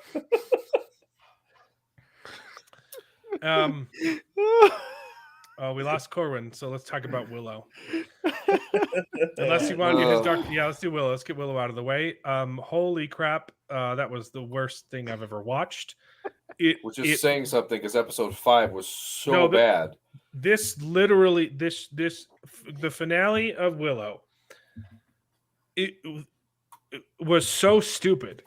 They did that thing that bad improvisers do, where they, instead of the whole like show don't tell, instead of that, Corn says bye. I don't know what happened. Probably a call. His internet just went out, which is good because we were done talking to him anyway. A bad improviser will say what they're doing. Hey, I'm making these pancakes, and I'm gonna get the syrup out, and I'm gonna put the syrup on the pancake instead of just like doing the thing, right? Okay, and that's what this whole episode was. Hey, I'm gonna open the door. I'm opening the door now, or I'm watching you open the door. Hey, I just had an idea. Why don't you do a magic to open the door? Oh yeah, I forgot that I do magic. That's a line from the show. Oh, yeah. I forgot that I'm a magicer, that I do a magic. I'm going to do a magic now to open the door. Oh, no. I'm turning into stone now. Instead of just turning into stone and saying, oh, no. Why were they narrating everything that they were doing? And I know it's magic, but when you turn to stone, you die. I mean, your organs, turn to stone. Just stop working. But how would you know that that's what's happening to you? Exactly. You're dying. Oh no! I feel myself turning to stone. You would just. What's going on? I don't know. That's what it would be. Yeah. Unless it started with your finger, and you're like, oh no. My finger's turning into stone. Oh no, it's spreading to my whole body. I think I'm going to die. No, but their chest starts going, gray, and it's like you're dead. You're like, you don't realize that you're dying. Also, you just die. Yeah. And they just crap all over Willow. They all make this leap of faith, and then Willow's like, for me, I just want Mims. I'm leaving. And then after they turn to stone, somehow he gets past them into the final fight. Yes. The people who were he gets through the stone storm. Yeah. Not only that, but she asked him, like, what made you change your mind? And it's like, I needed to be where I'm supposed to be. I need to be with you. My place is next to you. It's like, that doesn't answer the question. What changed your mind? Because before you said, I need to go back to Mims. I'm done here. I'm going back to Mims. That's where I need to be. She's dead already. Who cares? No, it's just so stupid. And you know what? This is Willow's freaking show. It's got his name on the title. It's not Willow's show. They said it's got his name on the title. David, you big stupid dummy. This is not Willow's show. I know. It's I know. Kit's. It's supposed to be. It's Kit's story. It's not even a Laura Dannon story. It's Kit. Yeah. The one that I hate. I found the answer. It's not about me. It's about you. And then she hears a voice from her dad. I can't even remember if this is this episode or last episode. You're better than. You're not me. You're better than me. Yeah, it's this one. Off. When he and it's not even like Matt Mardigan's voice, because you know that Val Kilmer has throat cancer. So for me, that was disgusting. Just to it's oh my god, it's a deep fake voice. Not only that, but I thought this whole time, this whole show, Kit was the older sibling, right? No. Otherwise, why would she be the one that's betrothed and heir to the throne, being the next queen? Yeah, it should be Prince Eric, right? But they let it slip in here. It's like, oh, he's the older brother, only by 2 minutes. Twins. They're the other twins. Yeah, they're twins. They don't even look alike. But if he was the older brother, then he would be next in line. Yeah. He would be the king. So why the hell is Kit being betrothed off to make this alliance because she's going to be the queen? No, he's older. He's the heir. And he's the only good character in the show. And this episode, they just crap all over him. Yeah. They just drag his character through. I'm not even into you. And she's like, oh, is it because you realized he was evil? It's like, no, it's because I realized he's just a prick. And like, this is stuff like, but like before you're like, oh, it's just, oh, they just drag he's the only one who was making good choices, and he gets his agency just stolen from him off screen. Because he drank a sperm. Worm from the worm.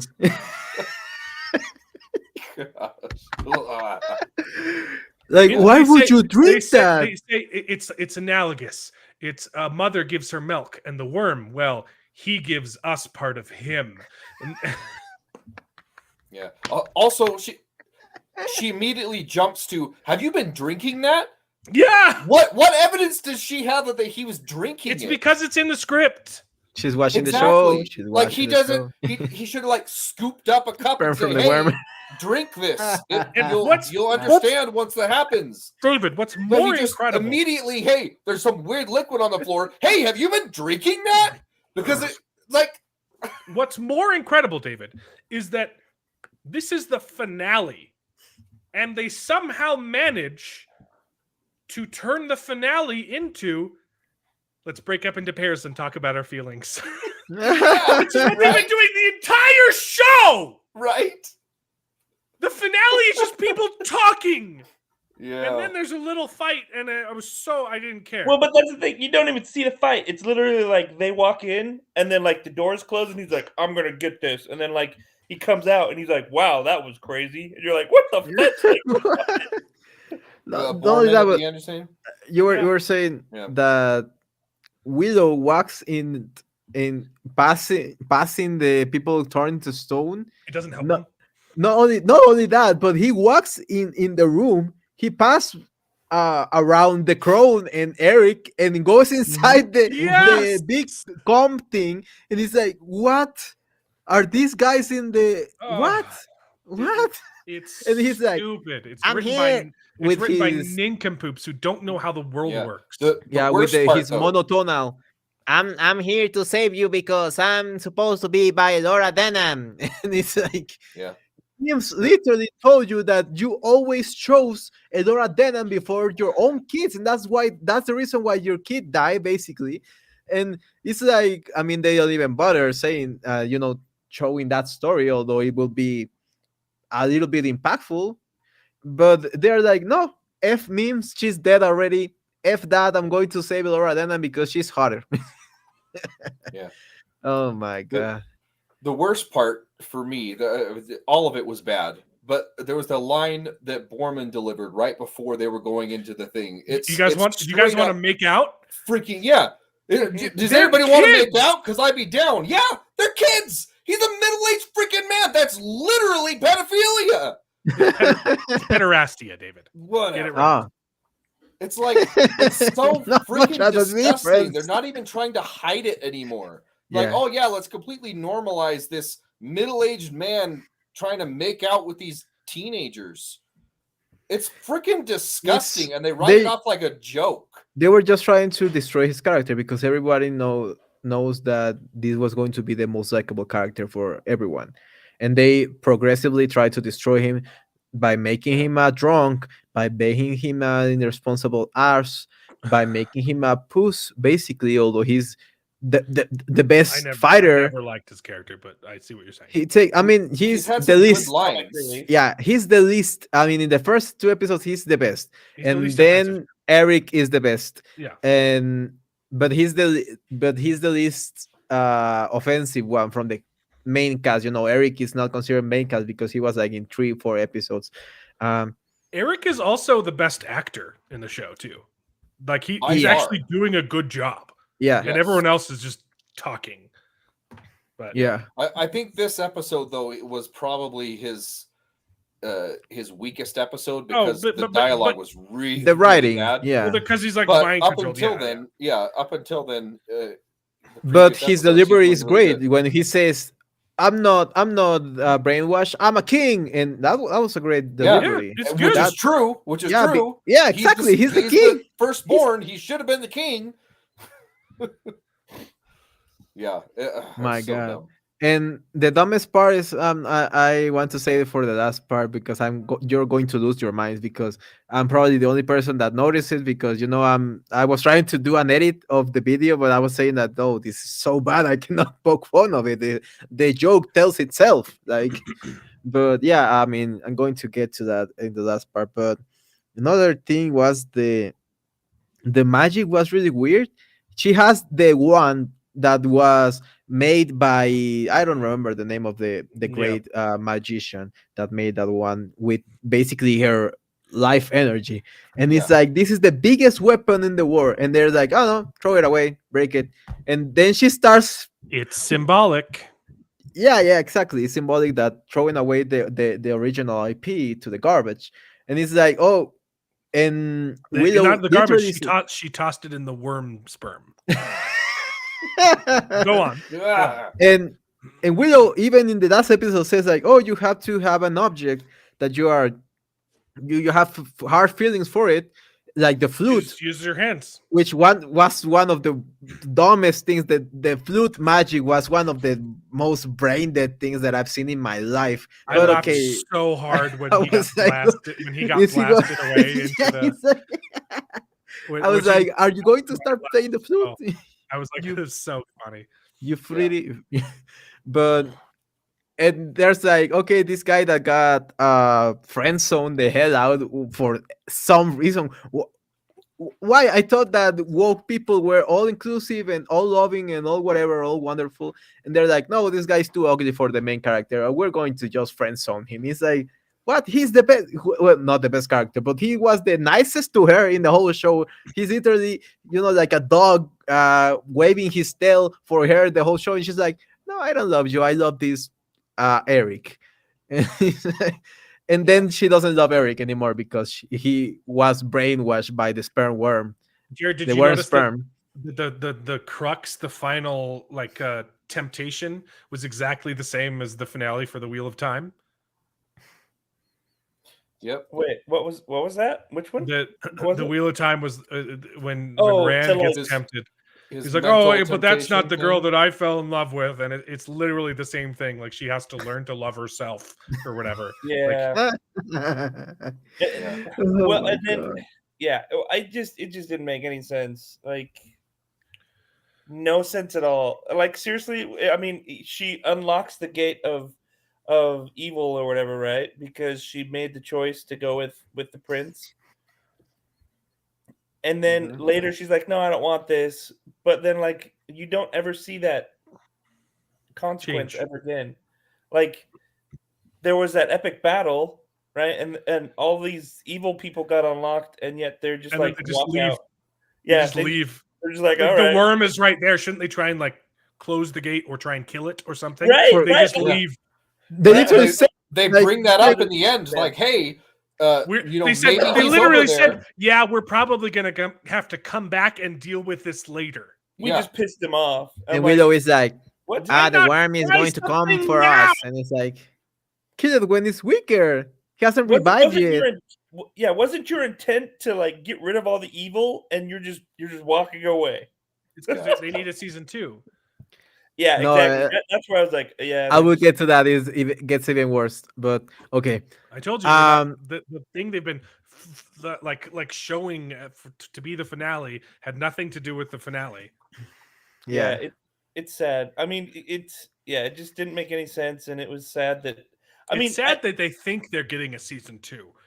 Well, they probably I was will. thinking that. I was like, I don't even know if that's going to work. But the thing is, too, I will say, admittedly, like, I appreciate that what they were trying to say was good, right? Like, there were messages throughout this episode, where I was like, yeah, these are good things. Like, things like, hey, you gotta sometimes put other people first, right? So sometimes you have to leave behind what you want, right? Because you've got to do the greater good sort of thing. And like, so there were a few of those things where I was like, okay, those are good messages. And I think that's kind of what they were trying to do with the finale. But apart from those little parts, those few messages, I was like, this just doesn't make any sense.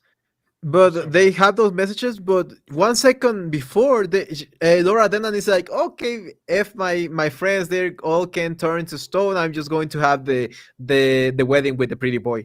It's like, what? Yeah. You have come all this way, learn magic. So, a guy died literally in front of you for no reason that they didn't even remember. The guy is like, oh, he was white, he doesn't matter.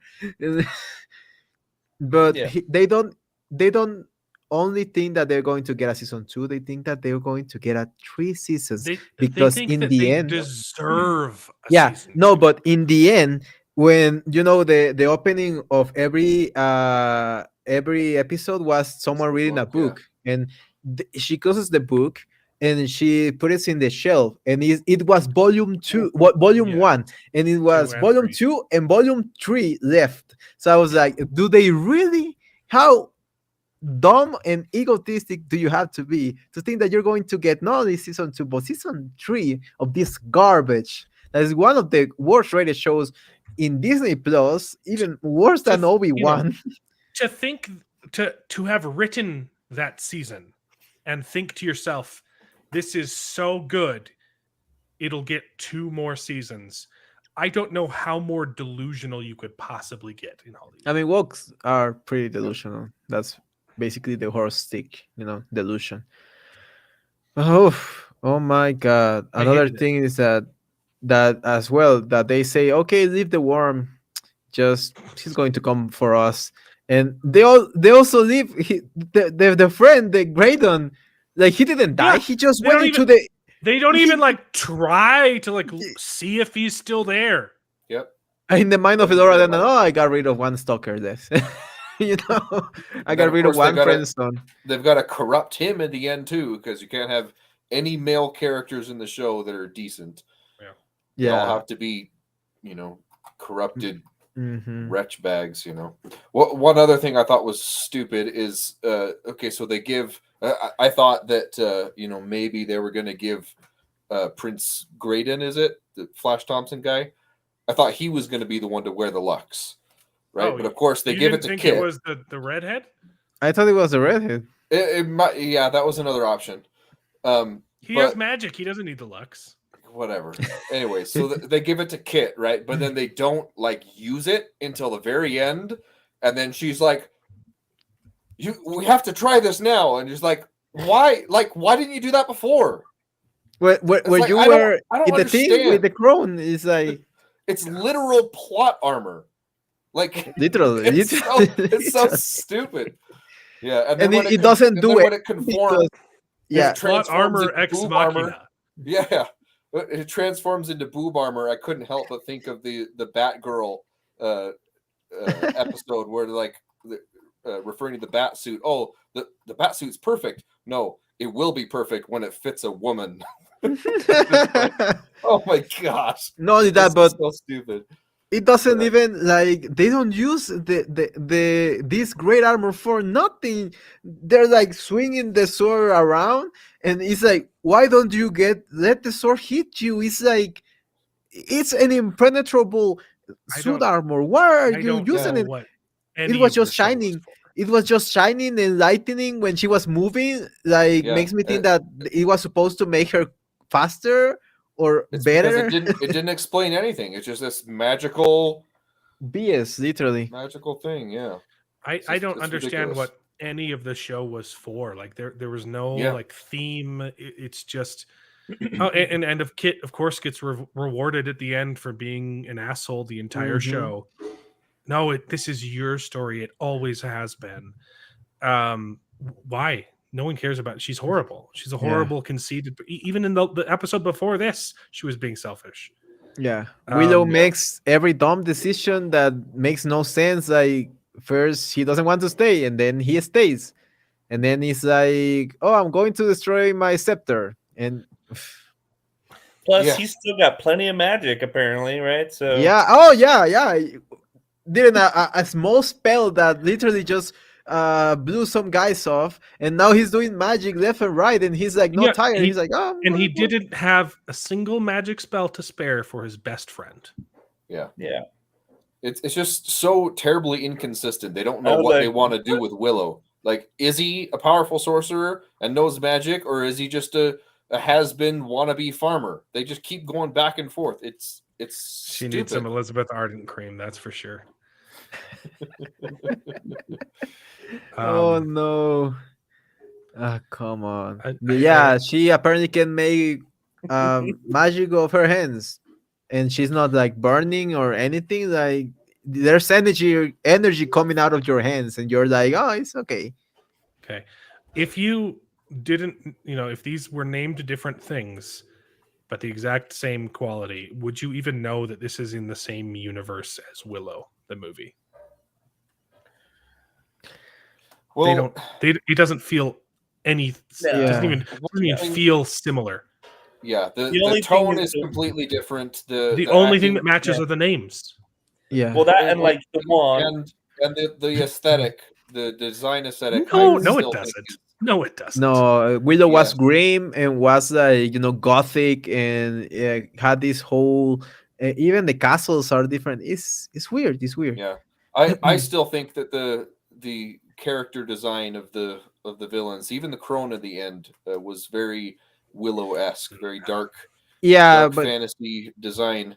But that's the only thing it's got going for it. Everything else, the acting, the writing, the dialogue, the freaking modern music, like what the. It's just Oh, it's so out of place. Freaking frustrating. Yeah, TikTok songs on the middle of the wedding is like, oh, come on. But going to what you said about the villains, they just disappear. Yeah. The whole all of the ones that come to the portal. Borman is like, oh, I'm going to take on all of this, and he's like, why didn't you take on all of them when they were invading the castle? Yeah, right. They all just show up and they're like, oh yeah, okay, we're all. And he wasn't like wearing the lux or anything to give him more confidence, or No, he just like, oh, I'm going to make my axe longer. Which what makes no sense. He's like, oh, I'm going to recharge it or something. It's a shotgun. Grave now. It was so stupid. And like the whole message was like, oh, you have to give up. Like, desire is evil, and you have to give it up to you have to give up what you want to do what you need, right? Or to do what's needed of you. But then, but Kit doesn't have to learn that lesson. What did Kit give up? She gets everything she desires for being, and she gets rewarded for being horrible. Yep. And even Laura, she doesn't really give up anything. She already had decided that that's not what she wanted anymore. If that was the message that they wanted to go for, wouldn't the choice be, oh no, I have to give up my lesbian and marry someone for the kingdom? Yeah, it's completely contradictory. Yeah, like it kind of seemed like I think they were trying to say you have to give like her search of her dad up for that, but I'm like, it really, I mean, that wasn't that big of a driver for her anyway, or didn't feel like it was. It only became a driver when she found out he was still alive. Yeah. Also, it never brought back that magical golden door that was like tempting them. Oh yeah, something that never comes up again. Remember when I told you it wouldn't? Yeah. Yeah. Well, I mean, I didn't think it was going to, and then they brought it up again when they got the Cura. So I'm like, oh, maybe they have something in mind for this mysterious golden door. They don't know what they're doing. Yeah. It was horrible. Yeah, and going back to that, you're right. Like, not only they left Graydon behind, he's a prince. He was supposed to marry Kit. Like, they just said, like, oh, I bet he's dead. There's one less trouble, and because they did it because it's convenient, so they don't have to explain how Kid can marry this girl for some reason, and just that guy died, doesn't matter. Yeah, good point. Mm-hmm. I hated every second of it. I don't think it has a single redeeming quality. Yeah, not even for editing. I mean, the memes are great, but holy moly, it's a chore to get through it. It's a chore. Let me tell you that. Yeah. And I hope it doesn't get renewed for season 2 and 3, because that's going to be, well, I hope so. I hope they do, because Disney is going to lose money. It's not even good for content though. My Willow videos aren't getting views. Yeah, no one's views. Watching it. Yeah, not even Disparu. Disparu was the one that was getting. Probably was the only one that was making reviews, and he was getting like tops 20K views for video, and he always gets like 100K. And his baseline is 100K per video. Yeah. And no one's watching. I'm watching his Willow reviews because they're hilarious. Yeah, they're hilarious. Yeah, they're funny as hell. People don't even care. The people who care about the show aren't even caring about it, and the people who hate the show aren't watching it. People who hated Rings of Power watched commentary on it out of principle, but just no one cares. It's so bad. Yeah. I would be shocked if it gets renewed. Mm-hmm. Well, I wouldn't be shocked. Wouldn't be shocked because it's just a further way that they can, they can pervert an IP. And I was watching like what is it? It's probably going to get reviewed because no one's complaining about it. That's what it's going to get reviewed. Oh, it's going to get reviewed. Yeah. I hope it's not, but they got away with it. 1899 got canceled, so I don't know anymore. Yeah, that was ridiculous. Yeah, but Disney has enough money. I mean, the shows that they're making, they aren't trying to tell good stories. That's not the point. The point they are losing billions by the every 6 months. They're losing $1 billion dollars just for bad shows. Literally, they are not like producing movies. The only movie that they produced was Wakanda Forever, which was a dot. I mean, they made money, but barely. They were expecting like 1 billion, just like the other Wakanda, the other movie, and they technically own Avatar too, though. But it's Searchlight. Yeah, Buzz Lightyear lost money. Strange World lost everything. Like, that's literally 180 million down the drain. Well, they did. They've made changes. They know they need to make changes. They brought back Bob Iger. That basically is saying, another Bob everything. To ruin this, to blame it on. Fix everything. So, oh my god! I hope they keep losing money. I hope they keep putting out bad shows we can make fun of, keep laughing at, because I enjoy so much watching a show this bad, because I just burst out laughing. I hope I really do. I agree. I hope they keep losing money. But more than that, I hope that parents are paying attention to what their kids are watching. And that's like the most dangerous thing. Like, I literally have to talk to my son and say, Elliot, there's a show on HBO that looks like Scooby-Doo. Whoa. And you're not allowed to watch it. Yeah. He's going to get traumatized, bro. Like, my god, this disgusting. The whole thing about the cockroaches boning is insane, right? It's like, it's insane. Like, David, you gotta watch my review. At least the 2 minutes. It's like you and I appreciate it, bro, because I don't want to. I'm not gonna watch the show. Yeah, don't. I don't need to see animated teenage nudity. I was like, and my girlfriend made a comment that she told me that, you know, people are thinking the same thing that Crowin said.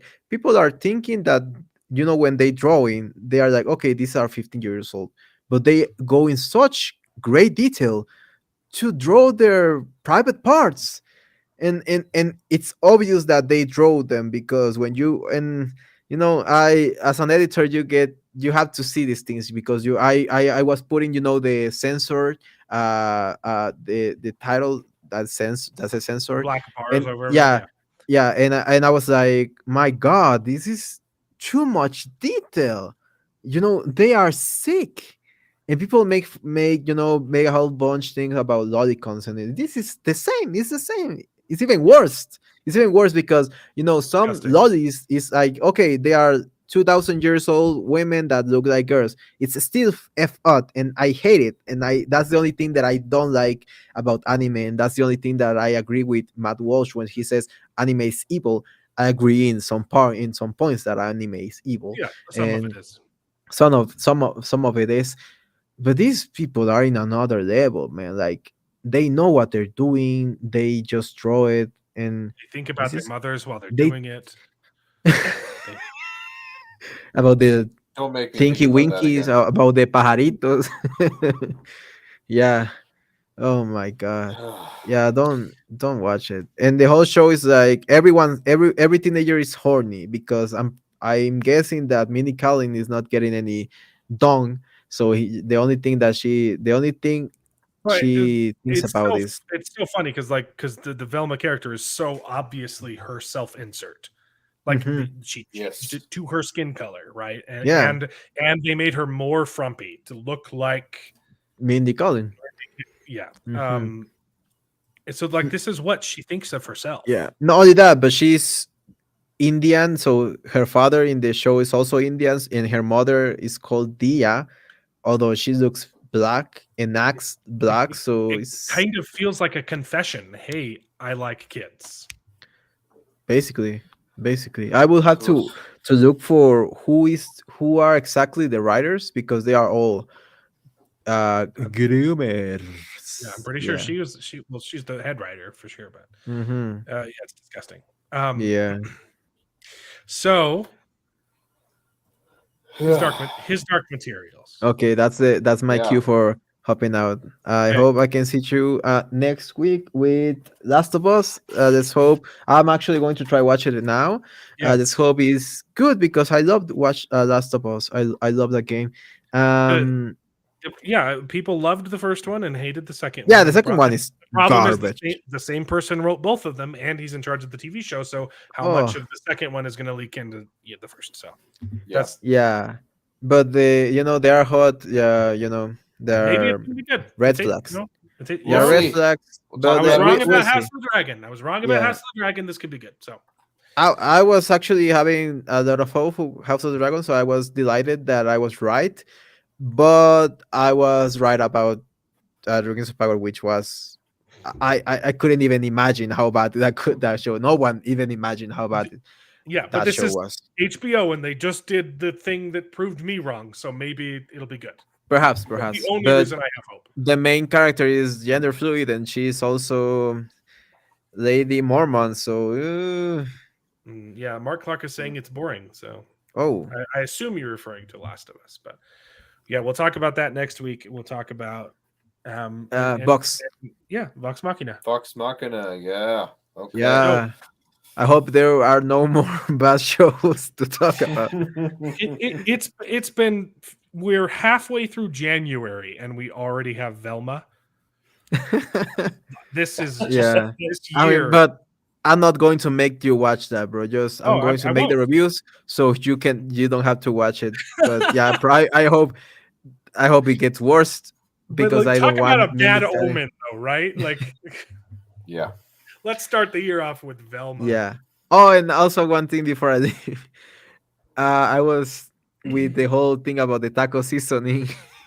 I was traumatized for that. I was looking everywhere for taco seasoning in Mexico, and I couldn't find anywhere, not even in Walmart. I mean, probably in Sam's Club, but I couldn't find it anywhere, and I was like, "Oh, there's literally no taco seasoning in Mexico because." You just got your guys. It's chili powder, paprika, a little teeny bit of cumin, and a couple other things. We don't use any of that. It's like too fancy. Any Mexican that just call me cumin is like, oh, they dicen mamon. You're mamon. You are a show off. Basically, is the definition of mamon. Chili powder and paprika. That'll do you. that's the main flavor. Yeah, you better use just regular chili. Yeah. Yeah. In Mexico, they don't even use the powder that we use in America. They just take the chili and put it in the taco. Yeah, exactly. But see you guys next weekend and have fun. Pleasure again. Discussing the art materials. And I'm going to probably watch it because I'm interested, but I don't know anything about it. So it's good. You should watch. It's been good. Yeah. I think it's worth watching. Oh yeah. I'm going to take a look on it and watch my review of Inma because you only have to watch the first 2 minutes and it's basically everything bad on the show. So see you guys next week. The review. Yeah. See you. Okay. Thanks, Mexa. Yeah. Okay. His Dark Materials, the good stuff. I haven't finished Dark Materials. I think we're 5 or 6 episodes in. To the first, but it's pretty good. First season. Okay. Yeah. First season. Okay. So we can. Yeah. It's good. I'll tell you when you need to leave. Okay. You haven't read the books. I have not read the books. No. There is a lot to like. Yeah, there's a lot about this TV show. The casting is phenomenal. The acting is great. The special effects is really, really cool. I think the intro. I just gotta say the intro. Like every time I'm like, do I want to skip this? I don't. I don't. But I do. Like the song is really good. It's good. Okay. I'm pretty sure it is a faithful adaptation, and I think that it is a good adaptation. Yeah, it wasn't bad. I think my problem with the series is just with the story, which is a problem with the books too, and not just the TV show. Book 1, I really like. It has some incredible world building that's super unique and fascinating. I have no complaints about season 1. I agree. That was always my favorite book too, just because like it's cool because, and I was telling my wife this as well, that it's cool because it's like it kind of has similar vibes as to like our world, but it's like it went up in a different direction. Yeah, right? It's an alternate reality. Yeah.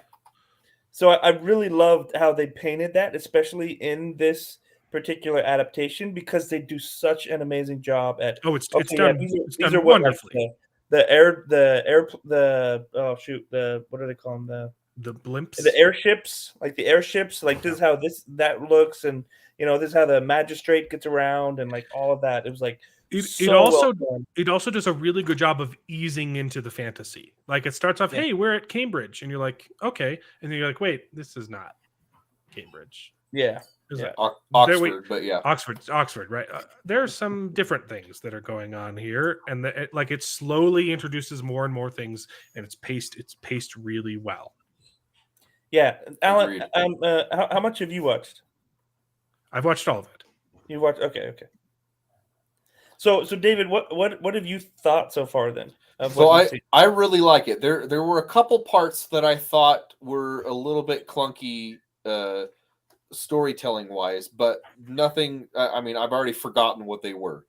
They were very minor gripes, but everything you said, the acting is great. The CGI on these demon animals is phenomenal. I love it when the armored bear looks freaking awesome. Yeah, like the Lyra's when cool. when it shifts into different. Oh, it's so cool. Yeah, it's just done really, really well. I really like all of that. There's one the episode that we just watched, episode 5 or 6 or something. They're going. They just arrived in the north and they're going through and they set camp up at the top of the hill.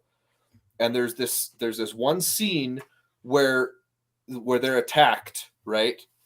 And they end up kidnapping Lyra. That's the last episode we watched.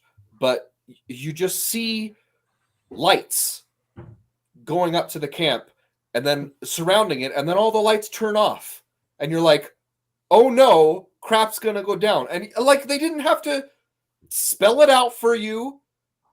It was just wonderful visual storytelling. And I was like, why can't more shows do this? Yeah. It's just so simple. It's just a simple thing. And yet we have this terrible dialogue in shows like Willow and Rings of Power. It just, they feel like they have to explain everything over and over again through dialogue and the beat perfect you over analogy. the head. It's so refreshing to see a show that is well crafted and tells a story through the visual imagery. And that scene in particular, I was like, wow, that was really well done. The perfect analogy just goes back to House of the Dragon. The scene where he picks up a hat. There's no words. He walks through a room and picks up a hat, and it has more storytelling than Willow has in the most important finger. Yeah, and what are your thoughts of Mrs. Coulter so far? She's fantastic. Mrs. Coulter is her mom. Yeah, lady. Yeah, fantastic casting. Like she's right. just the right amount of like nice but creepy nice, and it's like psychopath, but also she's hurting inside because this is her child, and it's like, and that was an obvious twist, when they're having that conversation, and they're like, "Oh yeah, he's your father." Oops, did I say he's your father? Well, who was my mother? I don't know. It could have been anybody. Obviously, come on. But it's not supposed to be hidden. But but it was just she's all the casting is really phenomenal in the show. To be honest, and the what's the religious the Catholic, magistrate or whatever. Yeah. All those people are super creepy and awesome, especially the hunchback guy. I was like, oh my gosh, I don't even want to know. Like, I can just imagine the things that you do alone in your thing. Just like, it's just so creepy and gross. Yeah. But to be the honest, casting is so good. Yeah, like that was the one thing that sold me on this rendition versus the movie. Because the movie, like, I was excited because I loved the first I hadn't book. seen the movie. Yeah, and the movie, like, I heard it wasn't that great. Yeah. It was okay, but it wasn't great. I mean, and it's Nicole Kidman, and I was like, Nicole Kidman, she's a stellar actress.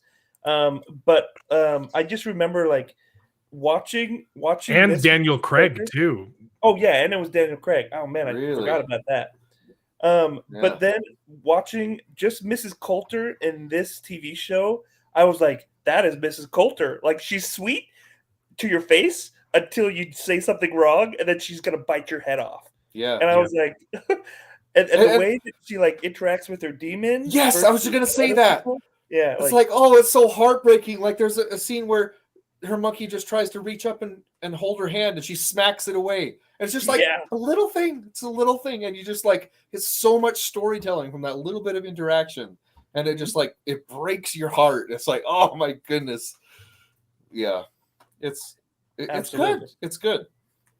Like I said, there's a couple things that I remember as it was happening. It was like, well, why did you do that? Why didn't you just do this instead or something? But like I said, I don't even remember what they were. They were just minor little things that I thought was a little bit weird how it transpired, but it was fine. The rest of it is a good show. I'm enjoying myself. So good. We look forward to continuing. I really liked season 1. Yeah.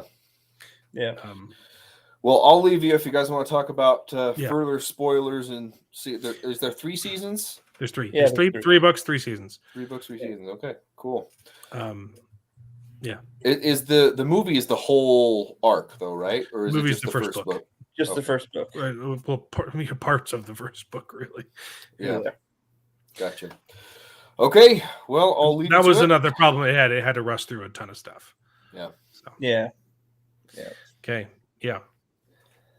Yeah. So enjoy, because I think it's a good one. So definitely keep watching it. Yeah.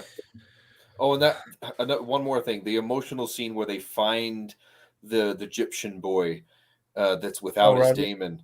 And he's just like catatonic and like dying, and that scene was very emotional and well done. Although here's one thing that I thought was ridiculous at the time. One of my little nitpicks: you find this kid who's out freezing in the snow and he's dying, so you go take him in a secluded room where it's cold and let him die. No, you put him by the fire.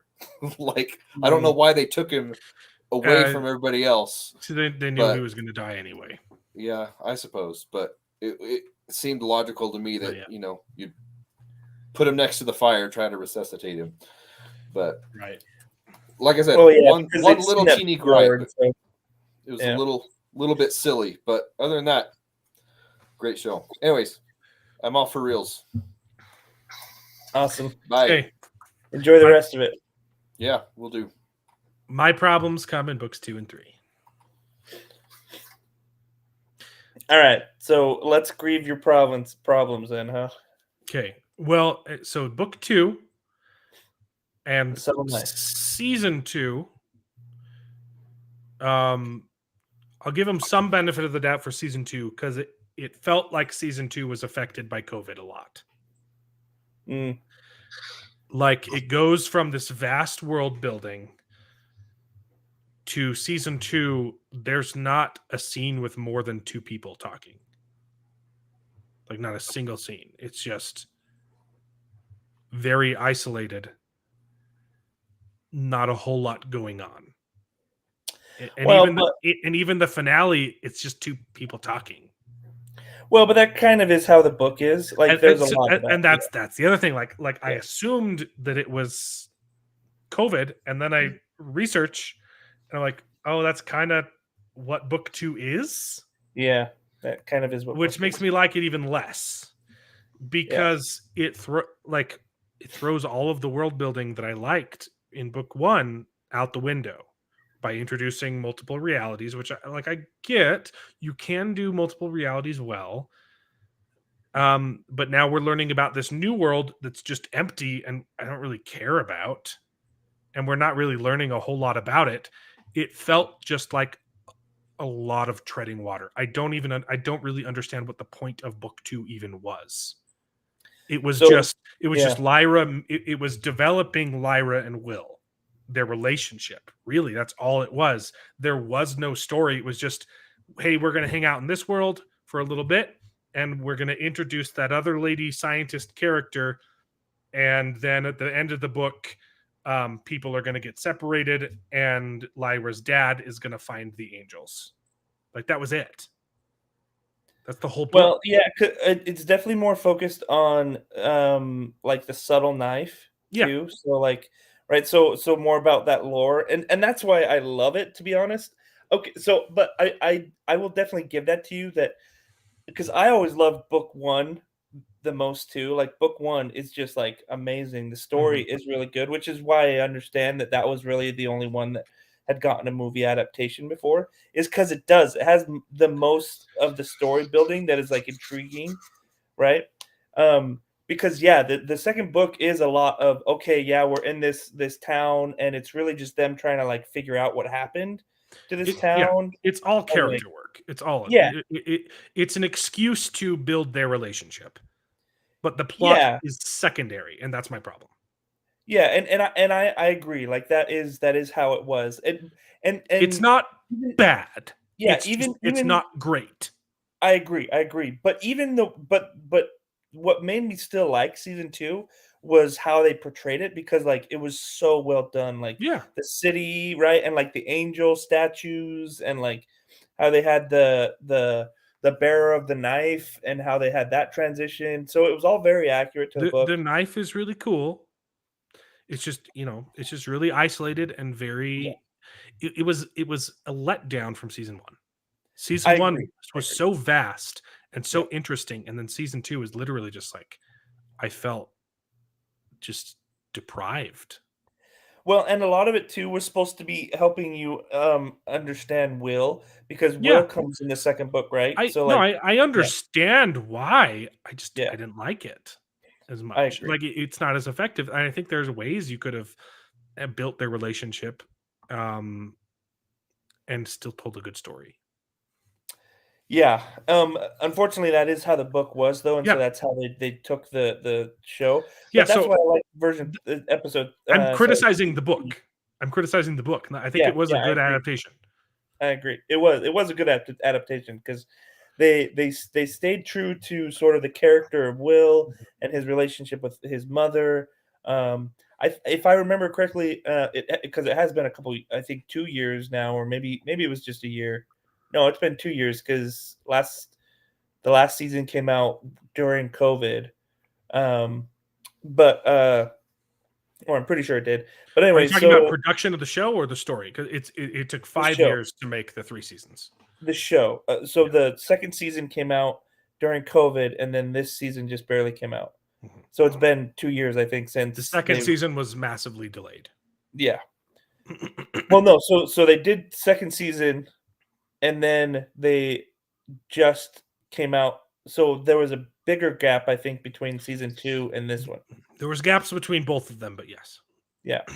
But anyway, what I was gonna say basically though is that I don't remember, but I think that one thing that I didn't really get from the second season was that I felt like there should have been maybe more emphasis on kind of what had happened to Will and his dad, and how all of a sudden they're just like, we don't know what's going on with the dad, and then he just shows up and dies at the end.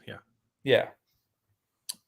So that could have been stronger, I think, is they could have maybe portrayed that a little more and said, hey, like Will's been trying to find out about his dad this whole time, and it wasn't. But it was still pretty close to the book. Yeah. Season 2 is fine. Yeah. It wasn't nearly as good as the first one. But like it's still pretty good. It could have been much better. Yeah, well, the other thing too, the problem with season 2 is that you don't get a lot of the stuff, like the world building is just gone. So it's in our world, right? So it's in our Oxford, so there's a lot more stuff. It's in our world and the Phantom world. Yeah. Thing. Yeah, but there's not as much of this fantasy world that's been created in season 1, and so you get a little bit from the Golden Compass thing, but it's really just with Lin-Manuel Miranda's character, and he like finds his way there, right, with the dad, whatever. But it's barely like the world. It's just gone. Like all of the interesting world building, it thrown out the window. Yeah. To build this other world that really doesn't matter because they never come back. Right. Yeah, they don't ever go back to it. No. So it was all I understand it. I didn't like it. I didn't love it. But it does have a lot to do with the angels, right? Which is essential. No, they just show up at the very end. It's literally just 2 seconds at the end where he says, "Hey, I found all the angels now." That's it. Well, I know, but I think that's the world where that lore is important, is the angels and all of that. Right, because it's the subtle knife. So the subtle knife and the angels, they go together, right? And so I don't think so. I think the angel. I don't know.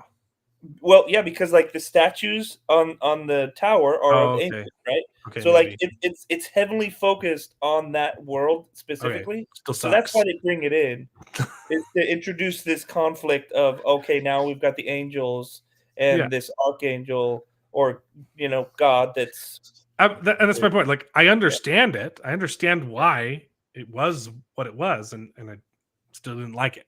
It could have been better. It could have been way better. My biggest problems are season 3, book 3. Okay. Which just feels so incredibly disconnected from the rest of the show.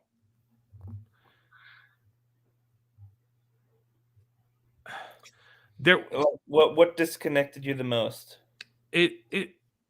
What's the point of any of it? So season 3, first off, there's a huge just jump. Like book 2 ends with Azrael. Is Azrael? Lord Azrael? Yeah. Hey, I found the angels. And then book 3 is I have a spaceship now. And I've built this entire army. Like I understand you can do time jumps, but from Lyra's perspective, there wasn't a time jump at all. Yeah. It was linear. And then all of a sudden, hey, I've built this huge, massive following. He's got a spaceship. And then they just say, hey, let's kill God. Which is kind of hinted at. But it feels like it comes out of nowhere. Like the finale, like it doesn't feel like this is what they were building to at all. And the other problem is, like, it feels super disconnected from the world building from book 1 that was interesting. None of the world building was relevant or important to the finale of the story at all. It was about, hey, we're going to wage a war on God. Oh, it turns out he's not God. He's not the creator. He's just an angel. He's just the authority. Oh, it turns out he's not the authority. He's another angel who's called Metatron. What was the point of any of that? Why couldn't it have been the authority? Yeah. Like, there's just so many just things just thrown in. He's got a spaceship now that can do things, and it's the intention crafting and jump through things. I've got an entire army, and Lyra's story wasn't connected to any of it at all.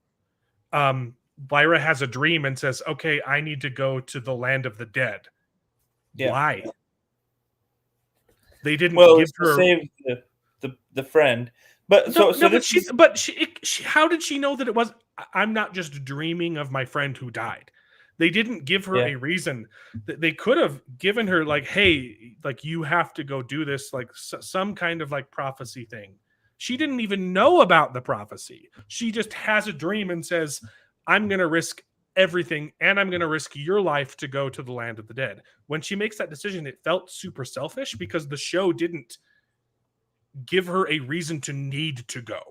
It could have been a selfless act when she says, that sounds super scary, but I will do it anyway if it's my duty. But they don't give her that. They just say, yeah, I'm going to risk everything. I'm just going to go to the land of the dead. Yeah, so to be honest, that was the one thing with season 3 that. So I really that's the thing. I don't know if it's explained better in the books. So that's the thing. I feel like it was. It has been a while since I've actually, not a while, but it's been a couple years since I've read those books. Because I read them during COVID.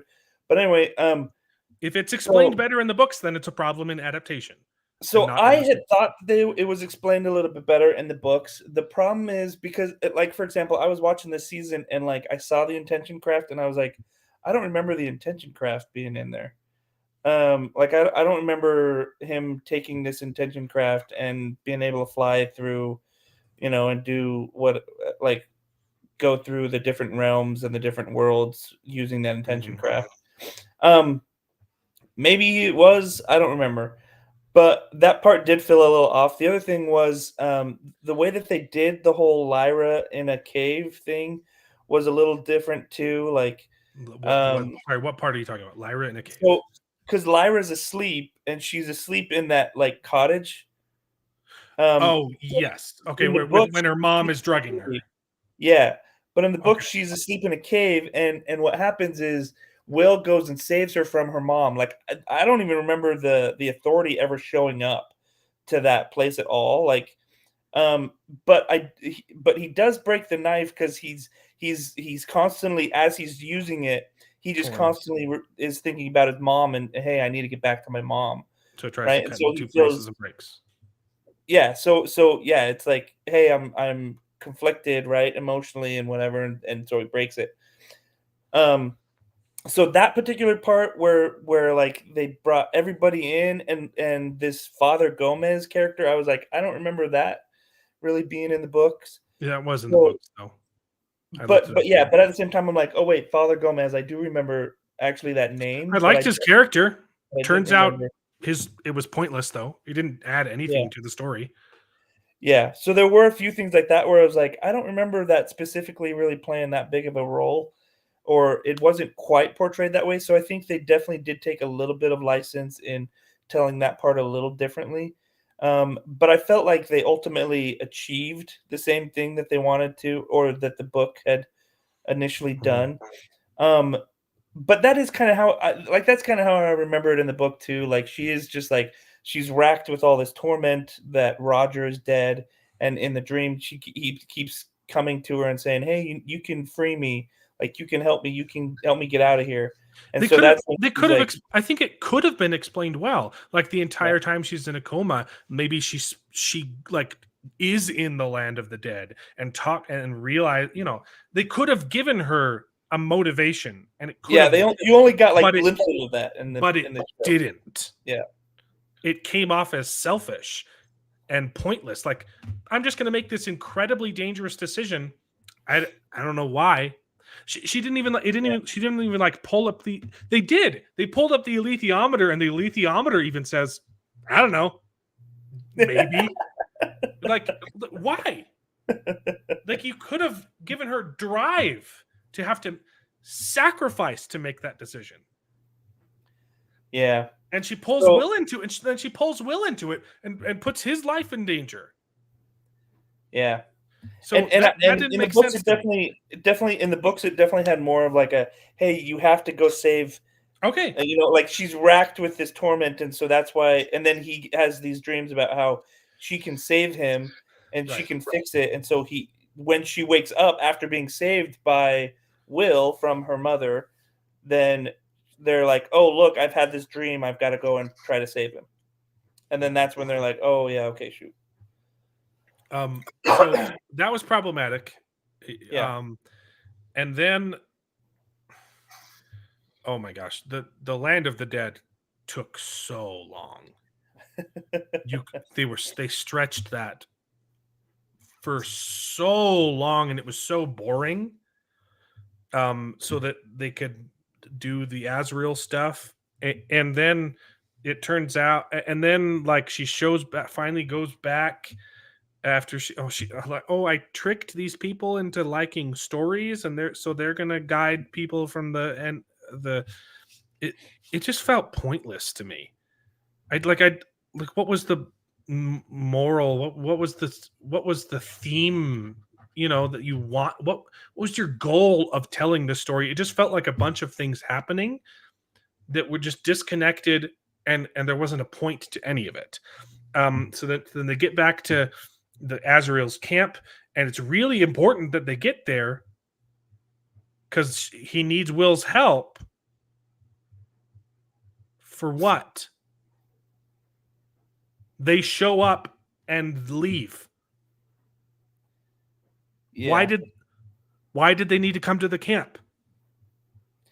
They had to meet their demons, and then they send them away. Yeah, I don't know what that was for. I don't know what any of it was for. And the fight scene was really cool. The scene with the confronting the authority, or sorry, it's not the authority. It's Metatron now. Yeah, why? The scene, it was really cool with Azrael and Ms. Coulter. Like, fantastic, and the sacrifice thing, and they all jump off, and it was cool, but what was the point of any of it? And then they open up the box, and there's a shriveled up guy in there. Is that the authority, or is that the creator? I think that was supposed to be the authority. Yeah. Then why couldn't the bad guy have been the authority and the person in the box was the creator? What was the point of having another? I didn't get it. And the problem, and then the finale happens, and Will and Lyra aren't even in it, and the entire time they're building up that other character who's supposed to play the serpent, and then it ended. I was like, wait. What was her? Why was she in the story at all? And then another episode, and because her whole thing was she was supposed to save them. Turns out her whole thing was she was just supposed to wait there and have one conversation with them. How is that saving their lives? I don't get it. And she's Eve because she is the embodiment of the possibility of sin. And so then they go to that place, and for some reason there are emus on roller skates, and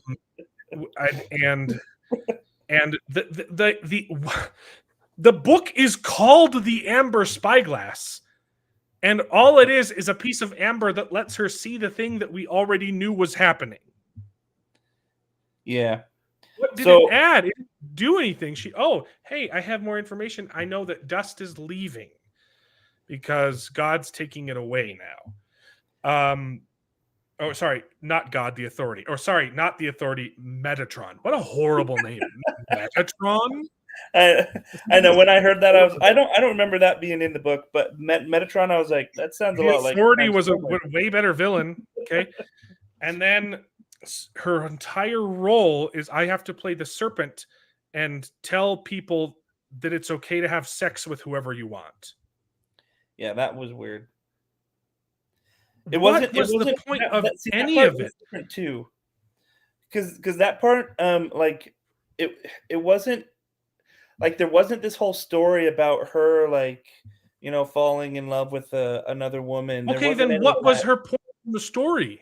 But that's the thing, like, I can't recall, to be honest. I remember that they definitely had, like, they portrayed those weird creatures pretty well, I think. Because I remember she does spend some time there, but I remember too that, like, basically the book is written so that, like, it reveals everything in the last, like, chapter or two, basically. So it's kind of weird because you're like, oh, okay, that's what this whole story was about. I don't know what the story was about. Apparently, it was supposed to be, hey, well, the themes they presented in the show were agency, and I thought that's what the show was going to be about. It's like, hey, we're fighting the Authority because he's taken away agency. I can be on board with that. That's a good theme. But then the finale is screw whoever you want to screw. I think it's supposed to be more like love who you want to love. Like, and it was really creepy because they're kids. Yeah.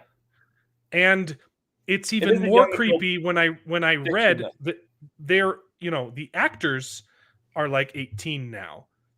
Yeah. But in the books they're supposed to be 13. Yeah. Yeah. And the entire thing is she plays Eve so that she can kiss a boy. Why was she the only one that could do that? Why was she the only one that could touch someone else's demon? No one has ever done that before? Ever? I don't remember, but like, I remember that was it. The original sin, it was tempting them to kiss each other. They fell in love, and because they fell in love, it saved the world. Why? Yeah. I think what it was, I think the biggest part about that is that they come from different worlds, right? Like, so it's okay. Then explain that. That's why. Yeah. So I think none of it made sense. None of it had any point.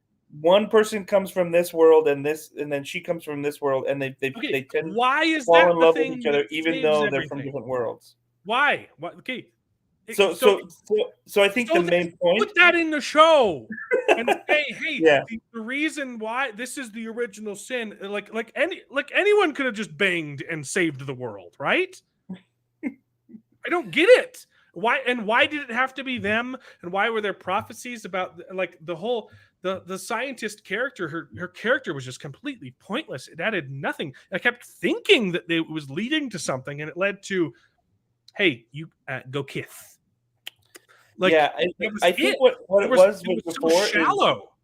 I think her role before in the book was to explain more of, like, hey, this is what's happening with the dust, and this is why, like, we have to close all the holes between the worlds, right? Because that's the other thing too, right? It explained at the very end, which I think they did this a little poorly too, is because they literally took that whole episode to explain this one thing, where it was like, oh yeah, basically, hey, every time you open up one of those things, it comes out of nowhere for bad to come into those worlds, right?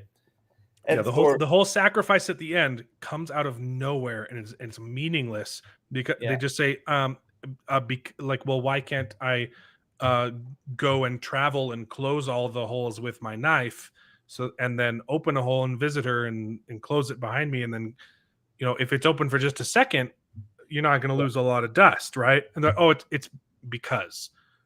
Well, like for example, they're like, well, because we slowed the dust is leaving really fast, but then we saved it with our kissing, so now it's not leaving fast, but you still have dust leaving from the holes. So we have to fix those. How long have these been open?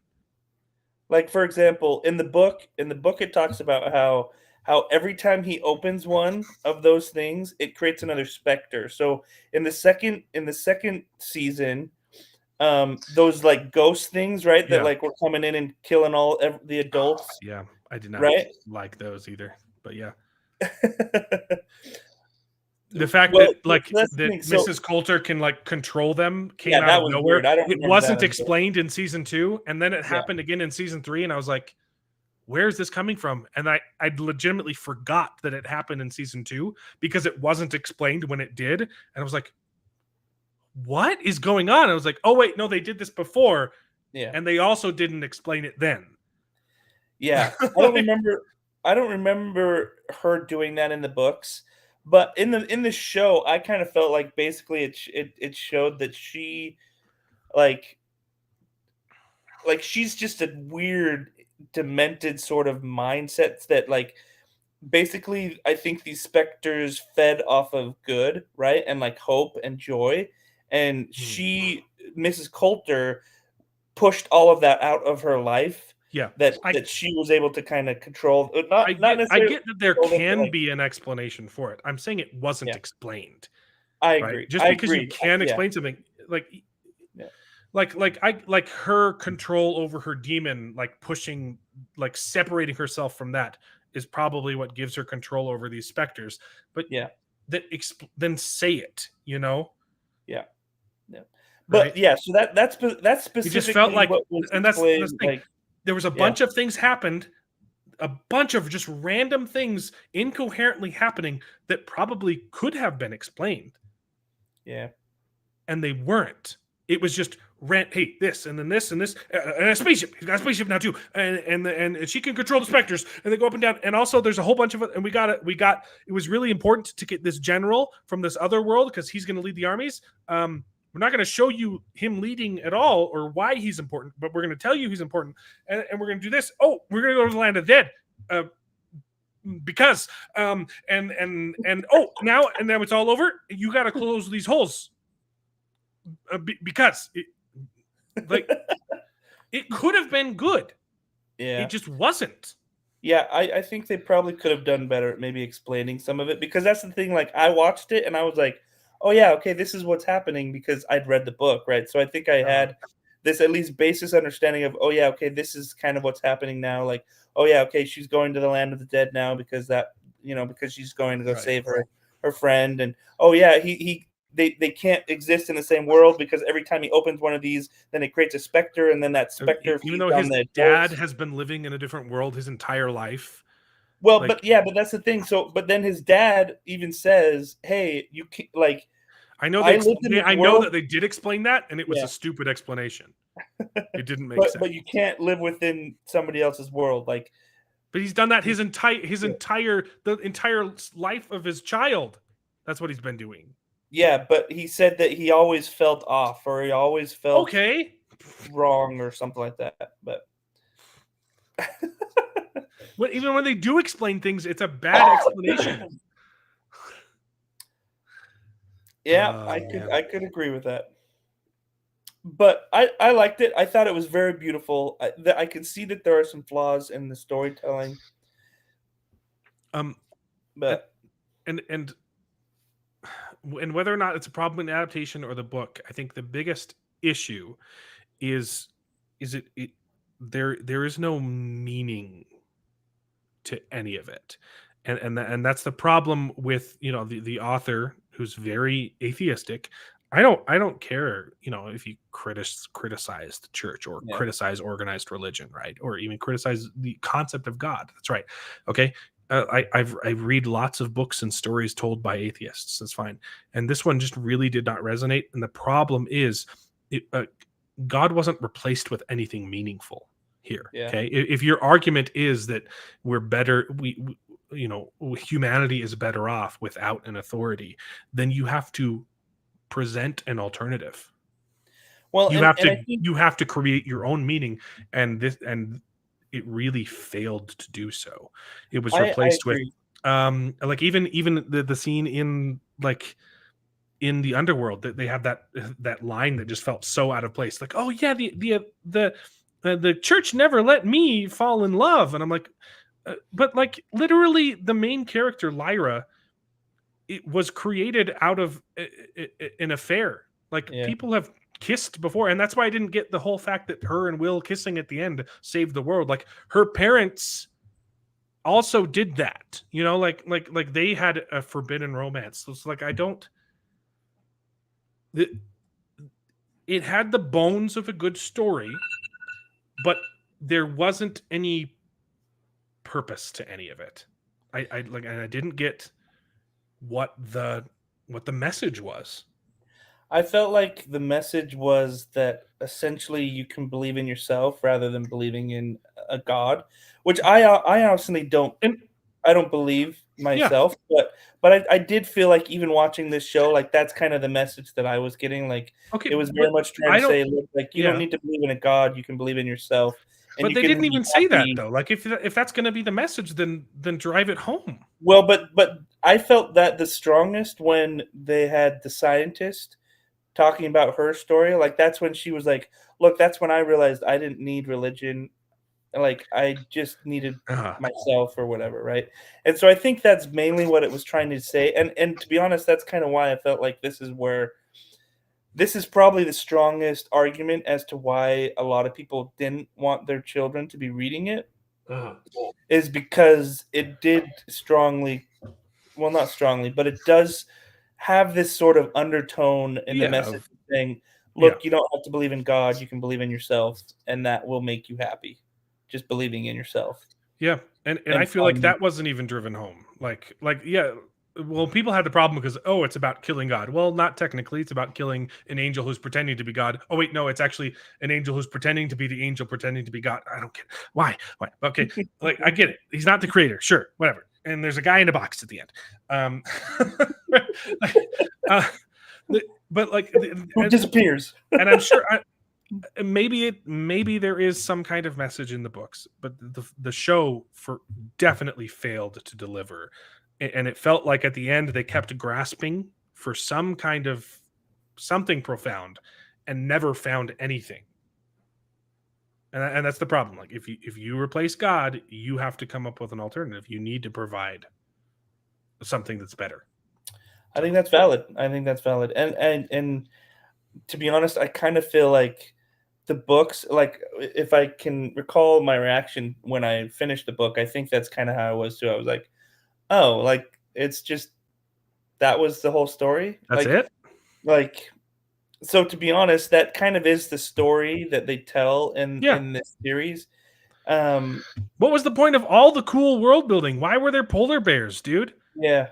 What was the point of any of it?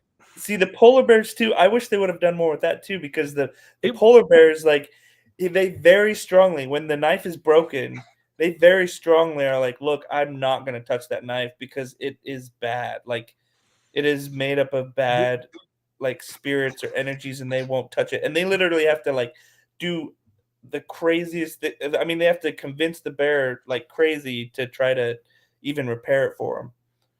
Like it felt like he got bored when he wrote these books. Like the world building in the first one is so good, and then both consecutive books just throw it out the window, completely ignore it, and tell a different story.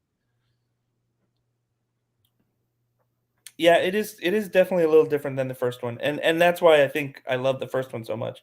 It's And to great. be honest, that's why I think a lot of people stop at the first one. Started off so good, like the twist at the end with her father like killing the kid to open this portal was so cool, and then it just didn't lead to anything good.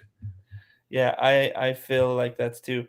But I really just enjoyed watching this because it was so beautiful, and I think there was some good acting, some good dialogue. Yes, there were a lot of flaws in the story. Like I will definitely concede that to you.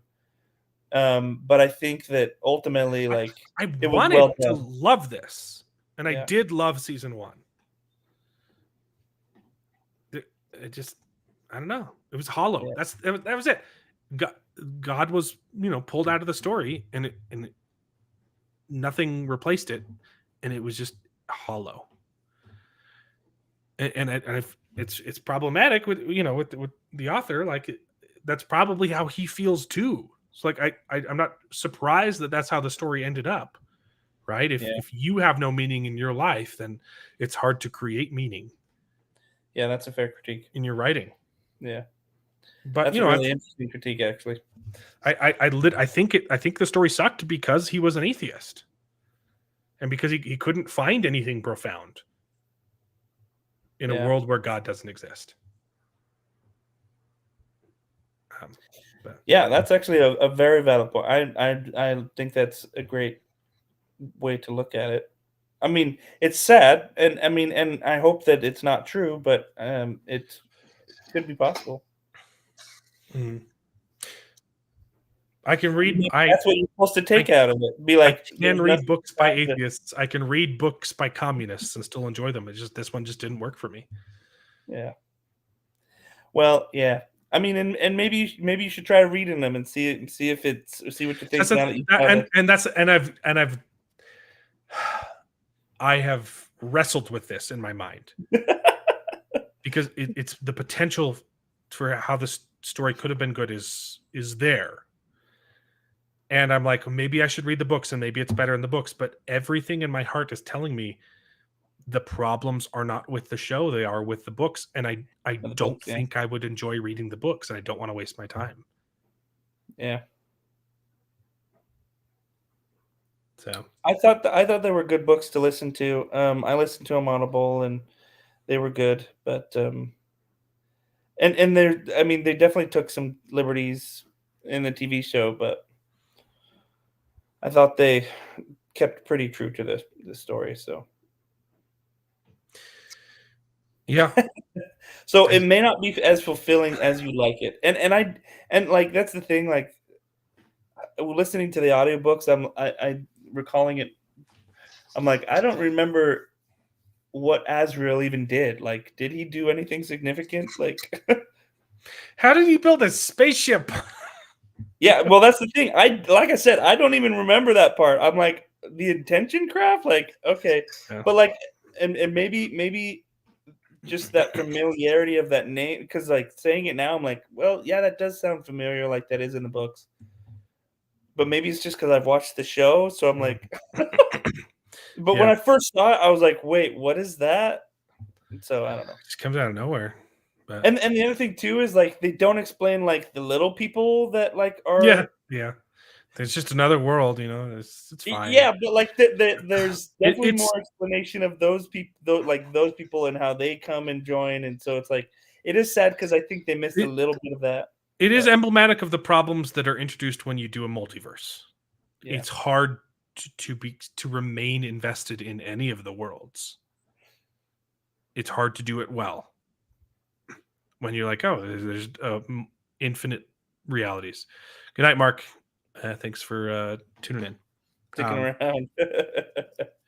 But yeah, no, I just really didn't like the ending. I mean, it was still like it looked beautiful. Like the fight scene, the battle was cool, but it was hollow to me, and I didn't like it.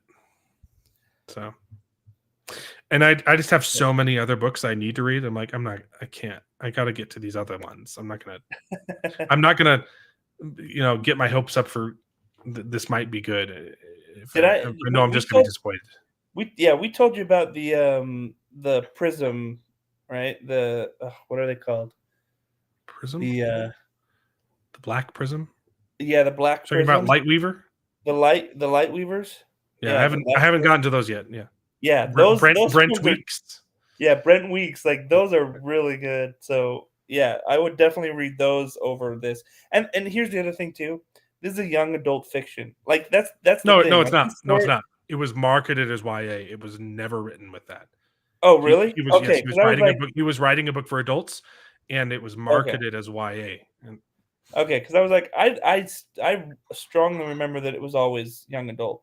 Like that's where you would find it. Yeah, the main characters are young adults, but it's not YA fiction. It was never that. Okay. That was never his intention. So, yeah, it's a big scandal. You should look into the failures of that publication and why. Yeah, there was a lot of struggles with that. It's a controversy. Well, I remember when it came out. Yeah, so that's why I didn't read them until later. Yeah, I've got. There's a lot of books I need to get to first. I'm on Wheel of Time 2 right now. Before the show comes out, I'll probably have to speed read book 3 as well. Do we know when that's coming out? They still haven't. I don't know what they're doing, man. I don't know what they're doing. They should have used. Well, maybe they wanted to remove themselves from Rings of Power, but a smart company would have used that show to promote the other show. But yeah, both of them suck. So what do you do? It's sad. Really sad. Anyway, yeah, there's that one. What the next ones I have to read are, I forget, but I have a huge list to read. So yeah. All right. Well, yeah, those were valid points, and I'm glad you at least got through it. And yeah, I think it's worth watching, right? For sure. Yeah. Yeah, I agree. But it's not for everyone. That's true. That's a good way of saying it. Yeah, I liked it. I just wish the whole thing could have been more like season 1. Well, see, but that's always how it's been. It's always been like book 1's the best. I know, but this is like the epitome of that. Like it literally just takes everything and like, whoop. Yeah, unfortunately, it's not gonna be about that anymore. Yeah, it's not even in the same world. It's just. Yeah, you literally don't go back to that world. Oh man, it's a letdown. Well, if you guys liked it, then that's great. I didn't love it. I wanted to love it. I wanted to like it, man. I was rooting for this show. But that's it. So next week we got The Last of Us, which I haven't played the games. I don't know. I don't know, man. But Vox Machina is probably fun. So there's some good things. This week has been interesting. Man, I don't know if there's a lot of good. It's just Dune Part 2, and that'll be good. And Mission Impossible. I don't think there's going to be anything else that's good. I saw the trailer for Renfield that looked good, and then Aquafina showed up in it. I was like, oh, I don't want to watch it anymore. Aquafina, like the water bottle? No, the actress. I do not understand why people think she's funny. She was Marvel's Katie in Shang-Chi, and she played the dragon in Raya and the Dragon, and she's aggressively unfunny. Yeah. Okay. Yeah. I know who you're talking about. Yeah. I don't get it. What show is that? Renfield. It was a movie, I think. It's Nicolas Cage as Dracula, and it's about Renfield trying to escape in the abusive relationship. Okay. It's a comedy.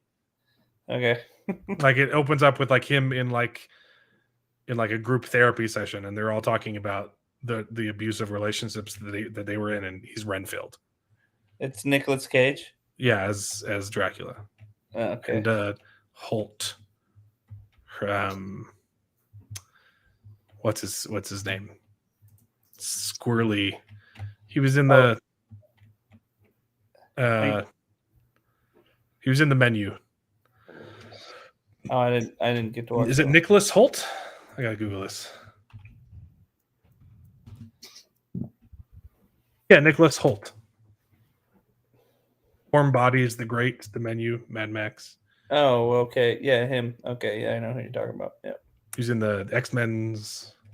Yeah. He was Beast, I think. Yeah. Yeah. Well. All right. Well, see you guys. See you guys next week. Thanks for this intimate chat about religion and God and theology and his dark materials. What are the materials that are dark? What are his dark materials? I don't know, to be honest.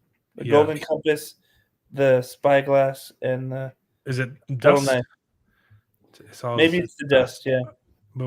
But dust is agency. And what is dust? What is dust? I don't know. I don't know what any of it meant. I don't know what any of it was for.